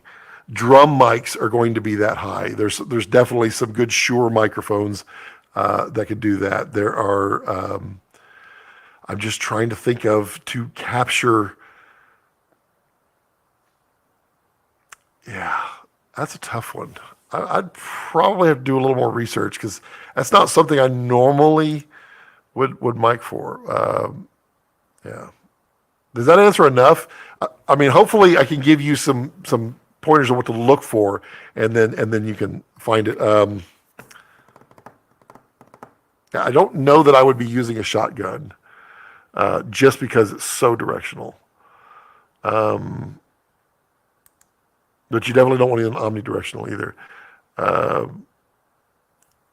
For the recording, yeah, a 32-bit float would be something really nice for that's really loud. But again, if you're shooting this for, professionally, you should be able to obtain a house feed, and then you get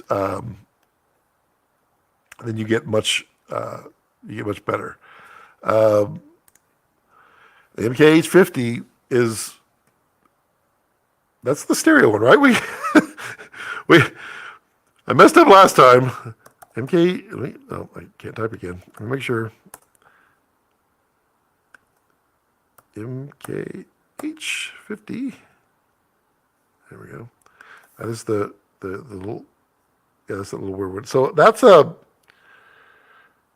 pressure gradient condenser. I'm not sure that has the pressure level for it because, so that's the maximum.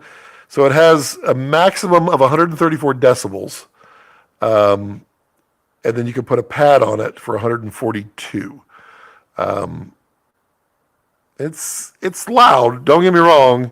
They're not supposed to operate the concert louder than 122 or something like that, but they do. They never hold to it. And you could get crackle out of that. because it's the very short transients that do it. And yeah, 32-bit float will handle on your levels, but it's not going to matter if your microphone cannot capture it. And that's a super cardioid.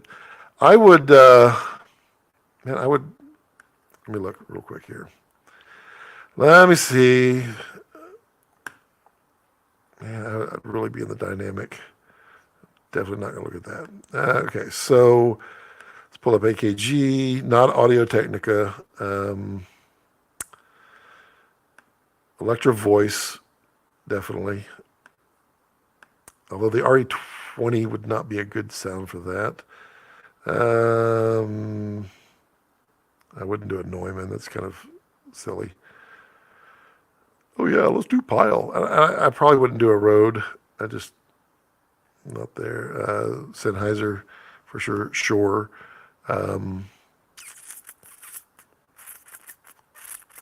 Yeah, let's do that. Let's look at that.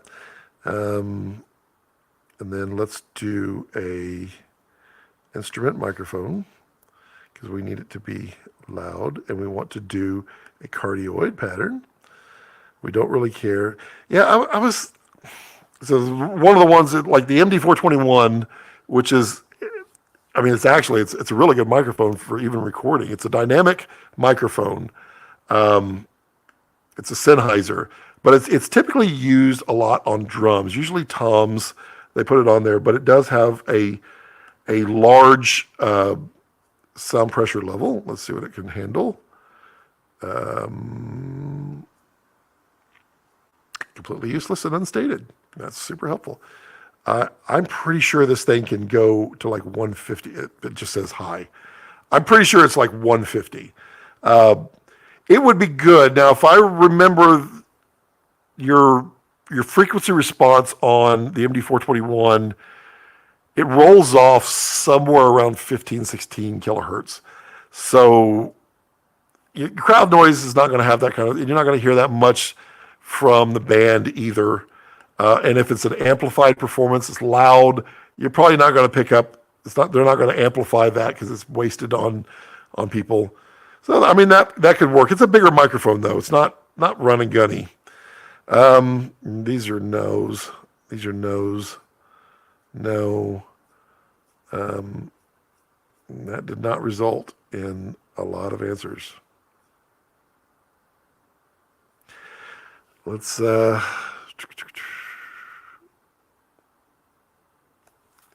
let's see. I'm going to have to do research on that and get back to you. Just because I'd rather give you a good recommendation. I mean, you're definitely looking for something with high SPL. You're looking for something most likely that's a dynamic. There'll be a couple of condensers that can do it, but I mean, you don't want to damage your microphone, so it needs to be high SPL. Can the aperture light kill the non-bright? Well, it can, depending on how close you are. I mean, we used it with direct sunlight, and we had to use two 1200Ds to compete. It was very bright that day.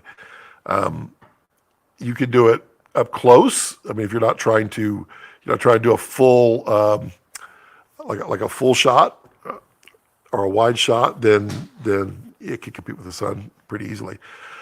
$5 for a cool, tasty beer. Well, thank you, Camille. I appreciate that.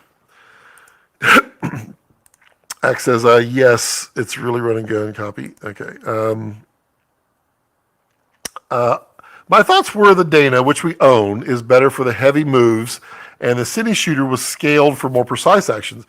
If Kessler is making a macro set of motors, the precision has been accommodated. Plus, we can dust off the 5-foot Cine slider to pair with the Cine. Yes, you can. And I would tell you right off the bat, just use the Cine Shooter with, I mean, just use the Cine slider with the Cine Shooter until such a time as you need more capacity. Because like the shuttle dolly, I think the weight capacity is like 150 pounds. And as far as Kessler motors are concerned, they do make some very, very slow motors. And they make some very fast motors. And the very fast motors are capable of doing so much. For instance, that music video that I did, that amazing, yes. Yeah, thank you very much. No, I had, if you look at that rig, which I called the Franken rig, that is a shuttle dolly with a Pocket Jib Pro jib on there with all the weight on there, the back, to counterbalance a Komodo with a cine shooter hanging off the front.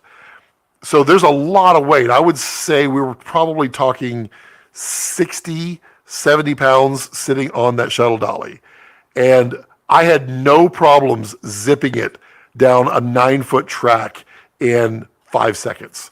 That's a lot of weight. Now, what you can't do is you can't go back and forth, because you'll overrun the torque required to get it moving will overrun the amperage supplied to it.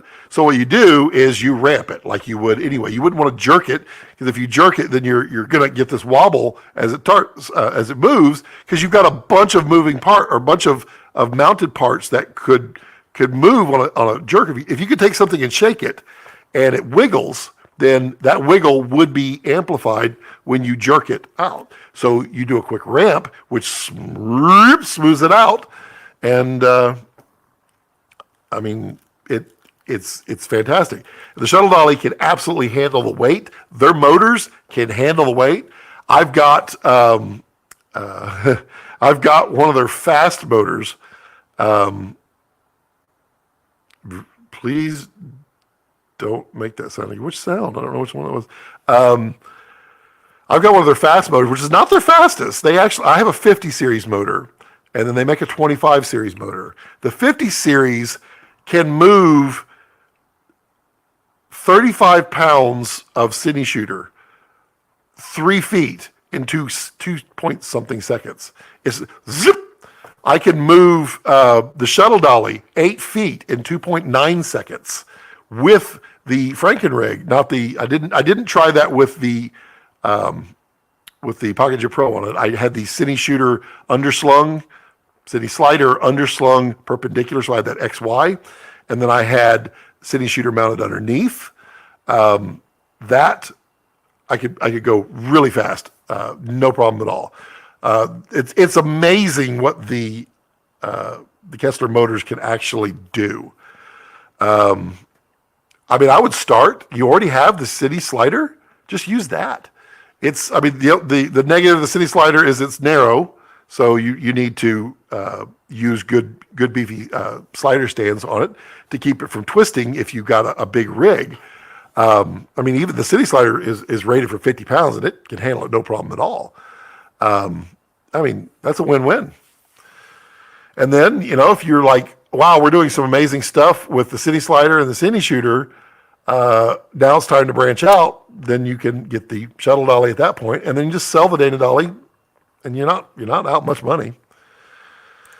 Access, thank you, and appreciate it. Now, Art, if you do buy it, please use my little link down below and use that coupon code. It's 5% off. I know it's not much. It's all I could get from them. And I wasn't even supposed to have it. I was only supposed to have it for 1 month, and they just haven't turned it off. So, but yeah, I mean, if it makes sense, it makes sense. I mean, you already have the shuttle dolly, so all you need is a motor and the motor mount for shuttle dolly. I'm sorry, golly, so many things. Cine slider. You just need the motor and the motor mount for the cine slider, and that's not going to cost that much money. And then that'll get you 5 foot of motion plus a pan and a tilt. Do you need the roll? You may or may not need the roll. You probably don't need the roll. But that uses 3-axis. You have 5 available on that. So you can immediately put on 2 Fizz motors. Well, they have to be a Kessler motor because they talk the Kessler system. But you could put the Kessler Fizz motors on there. They have the new one. It's actually really cool. It's all in one. And you still have more ports because soon you're going to get like 8 axis of motion on Cine Shooter and Chaos. It's really cool. Yeah, that stuff is all coming. Please do not make that sound again. I loved working with your Franking rig. So yeah, and Tommy got to work with Franking rig, and it was funny too because he came and it's kind of mind-boggling at first to try and come up with a shot that can use all the axis, because we think so simply, but when you're trying to use all the axis and you're trying to use certain things, like when I do the Kessler Roll music video and I'm trying to show off what the roll can do, I needed to make sure that the move I was doing was so complicated that it couldn't be recreated with just the pan and tilt, because you could put your camera sideways on the pan and tilt, on the Cine Shooter pan and tilt, and you could do a roll with it. So there are ways, and you can use the pan to do a roll if you mount it a certain way. So there are ways to replicate a roll axis shot if you don't need to use all 3 pan, tilt, and roll at the same time. So I had to come up with 3 axis moves, plus we needed to move in and out, and we were going up and down with the Pocket Chip Pro. So like when Tommy came, it's kind of hard to wrap your head around. He's like, well, let's do this shot. And I'm like, yeah, I thought about that too, but I could just do that with this. He's, So you have to really think. But that's what motion control unlocks, is things you can't normally do. Things that look really cool, and they look really cool because you haven't seen it really that often. I mean, with the Cine Shooter, with the exception of the speed, and then the vertical is not a directly supported thing, you can replicate robot shots. Yeah. Art, I'd say build it out as you go. Yeah, I mean, that's Art's like, coupon code, yeah, excellent, need the roll, wife, business managers, oh, I love it. Need the roll, wife, business managers excited. Nice. Yeah, use the coupon code, get that 5% off before they turn it off. Yeah, I mean, it's cool. And then you just need to decide, between the macro and the non-macro Cine Shooter. And where it will come in, if you use the probe lens, then most likely you're going to want the macro. And here's the reason, because think about the probe lens is, 14 inches in front of your sensor. So any movement that the Cine Shooter does is amplified in the front.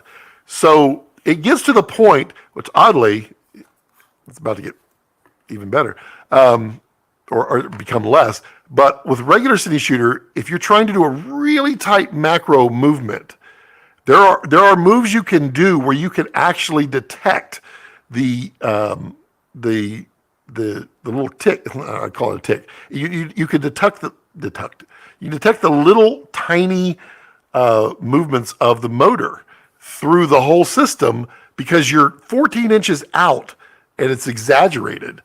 That's actually going to improve very shortly on the regular Cine Shooter. The macro does not have this at all, and it's about to be even better. It's so fine that you can like literally take a Lego head, look at it like this, with the probe lens right up next to it and destroy your Lego head. No, you can go around it, and it's absolutely microscopically smooth. It is so good. And the give and take is, in order to get more revolutions of the motor for the same amount of speed, or for the same amount of distance, then you're going to compromise your speed. Now, this is where it's funny. Cine Shooter is stupid fast. It is so beyond fast that I can't wrap my head around using a shot that's that fast. It can spin around. So, I mean, when I first got it and I ran it to its max, I put a fully rigged out Dragon on there, and I had it pointed. I was at the end of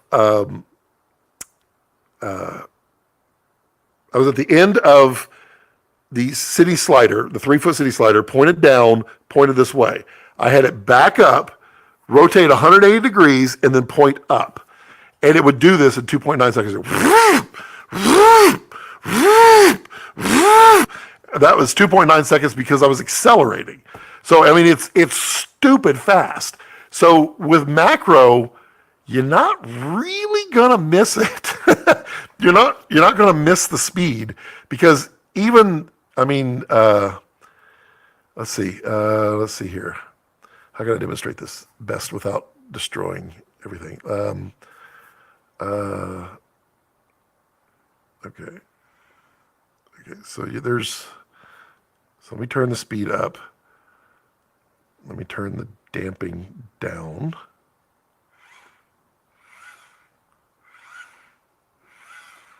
That is, I would never run it like that, but I mean, that's the macro going, way out, and I would never run it. And the reason I say I wouldn't run that in a live or like a studio setting with audio, because I mean, there's noise made when you run these motors at really high speed. So, I mean, that's the sound of a Kessler motor at the highest RPMs. I don't, and it's about 10,000 RPMs. I don't run mine more than like 3,000 RPMs, and then you never hear it. But if you need to cover ground quickly, then that's where you need to consider whether or not you want the macro or the regular, because the regular will cover that ground. If you have to do it quickly, the regular will do it. Well, no, see, wait, let me take that back. Because you're covering ground this way, that doesn't apply, because that could be any motor you choose. So you could choose the fast motor on that.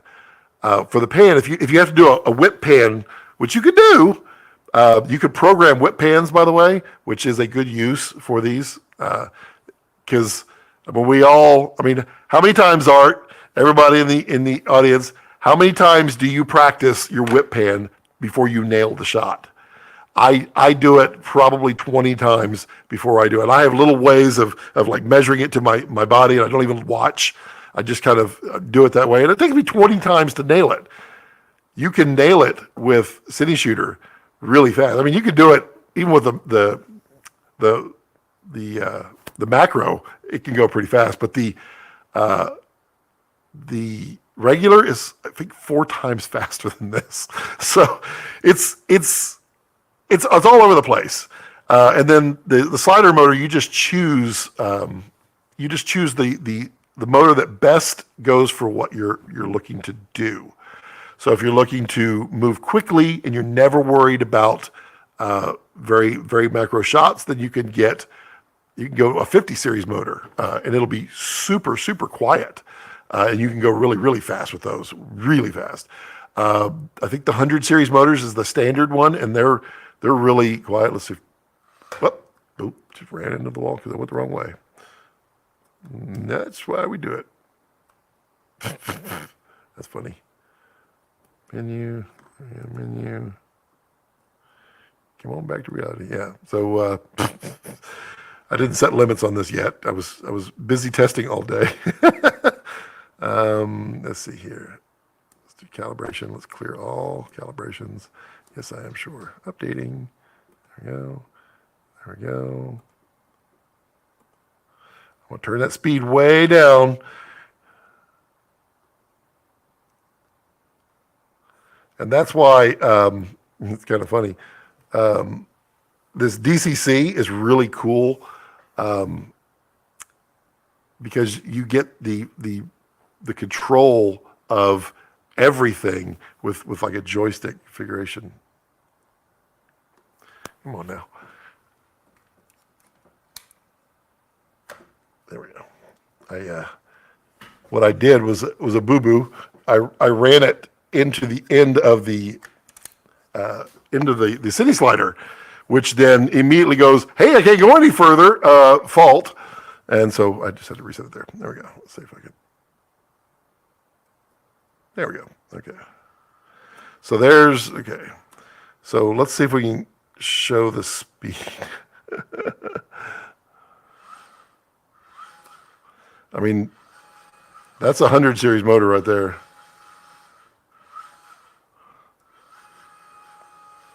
And there's no dampening at all. This is like rapid motion.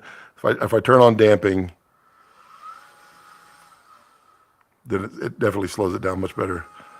I mean, that is a pretty fast move and that's the 100 series. They have a 200, they have a 500, they have a 1,000, they have a 50, and they have a 25. Does the time-lapse shutter release count as an axis? No, it does not. It does not count. So you still get to keep that. Does Kessler have any plans for a Mad Max revision? Mag Max? I don't. Yeah, I don't know. I don't know if they are or not. Mag Max. That's the battery, right? I think that's the battery. I don't use the battery. I use V-mount for everything.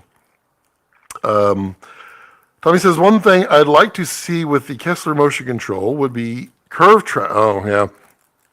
Tommy, don't get me going on this. So I have been a constant heckler of Eric for curve track because I want it so bad. And his response, completely fair, is if people wanted it, then he would build it. But there's just no one really asking for it. Or, you ask for it and then you tell them how much it costs to actually make. Because think about it, you got to make a continuously curved track that is perfect. So it takes effort to do so, and so you're going to spend. I mean, if you look at the Matthews track for their doorway dollies, it's not cheap. It's a curved section is like $450 for a section, and you need 8 sections to make a circle. I mean, that adds up quick, and people are like, "Woo! I think I'll just not do that." And I think that's what the case was, because I know back before the shuttle dolly, they had the shuttle pod, and then they had shuttle pod mini, and Eric had a shuttle pod mini with a half circle that he had demonstrated. And I wanted it so bad. And I mean, this was way back. This is 6-7 years ago, maybe. And he said, we'll see soon. But there wasn't enough interest. There wasn't enough people that wanted it. And that is the problem. And, it's kind of like, Jared and it's like Jared and Gold Mount. So Jared, the people constantly complain that that all the red cameras don't have gold mount, they have V mount, and that they all want gold mount. Why are they making gold mount? Blah blah blah blah blah. And Jared said, if enough people want to buy it, then they will make it. And he's created all kinds of ways for people to commit to buy it. And the truth is, people will say all kinds of things, but whether they actually do it, it's not. I'm not saying gold mount or V mount is right or wrong. V mount's the best. But what I'm saying is, people ask for things, but they don't really intend to buy it, and it's like they want to see something cool, which I understand. I'm not faulting that concept, but for a manufacturer, oh, please, give me, how in the world did that actually even get through? I would love to know how that got through. Because that's a key word that is blocked.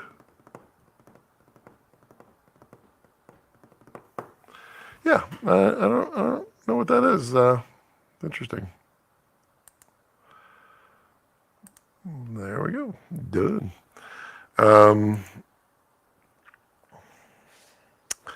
Yeah, that's really weird.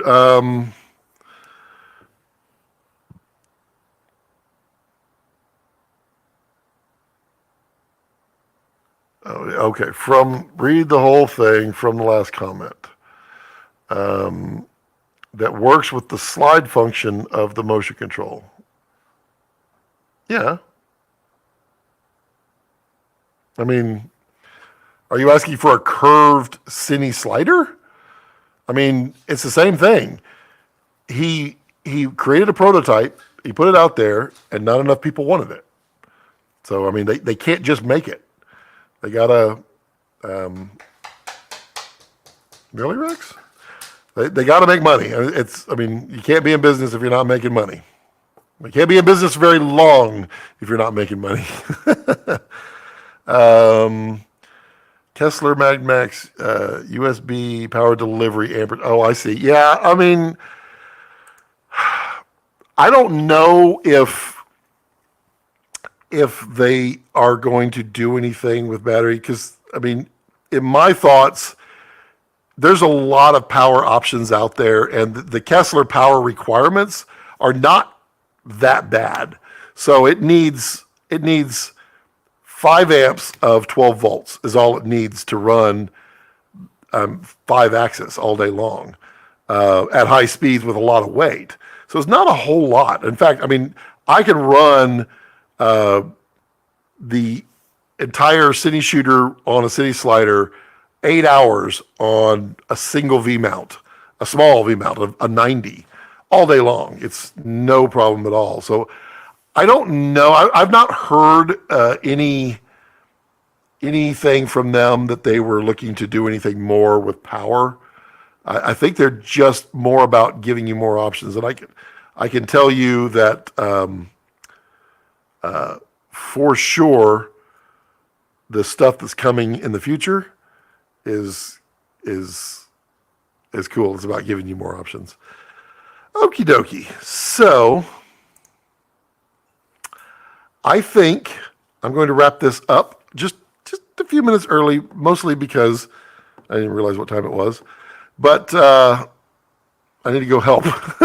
gotta go clean up a little bit here, because company's coming, and they're coming soon, and all that good stuff. So is yeah, I think everybody's got their questions answered. Art, if you have any other questions, just hit me up, dude. I'm happy to reply. And anybody else got any questions? Just hit me up.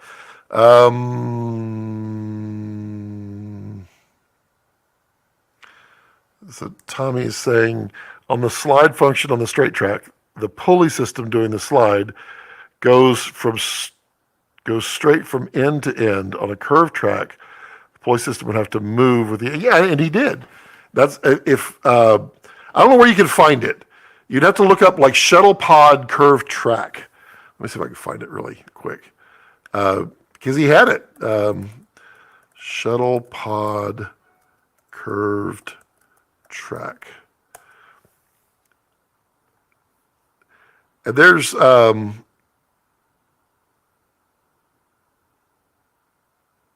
yeah, so there's a Vimeo on it. So if you just type in Kessler curved track prototype, that was, I think, Sutton using the prototype that they built and bringing it to the car so that it could go around. That was what it was. Thank you, Lewis. So things I practice at home for my filming. recreate shots. Find in a movie, find a really cool shot and recreate it. Just do the best you can. If you don't have the lighting, do the best you can. Work on the framing, all of that. What are your thoughts on the new Small HD Action 5 monitor? I don't have any thoughts on it yet. I don't have an opinion. I will have one sometime soon. Carlos told me to practice composition and framing with my phone, which is very helpful. Yeah, I mean, that's literally recreate. The cool thing about recreating is that you already have something known, so you already know what it should look like when you're done. So it's really good, and you can use what's it called? I use it all the time, but I never know what it's called because I just literally go to it. Artemis Pro is a director's viewfinder, so you could plug in the camera, the lenses that you want to use, and then it will use your iPhone camera or whatever camera you have and crop it in to show you what that would look like. So you can recreate a whole bunch with that. All right, I'm going to go out of here. Everyone have a wonderful, wonderful weekend. Be safe, be good, be well, all those good things. And, as I always like to leave it, don't let your passions center around your life. Let your life center around your passions.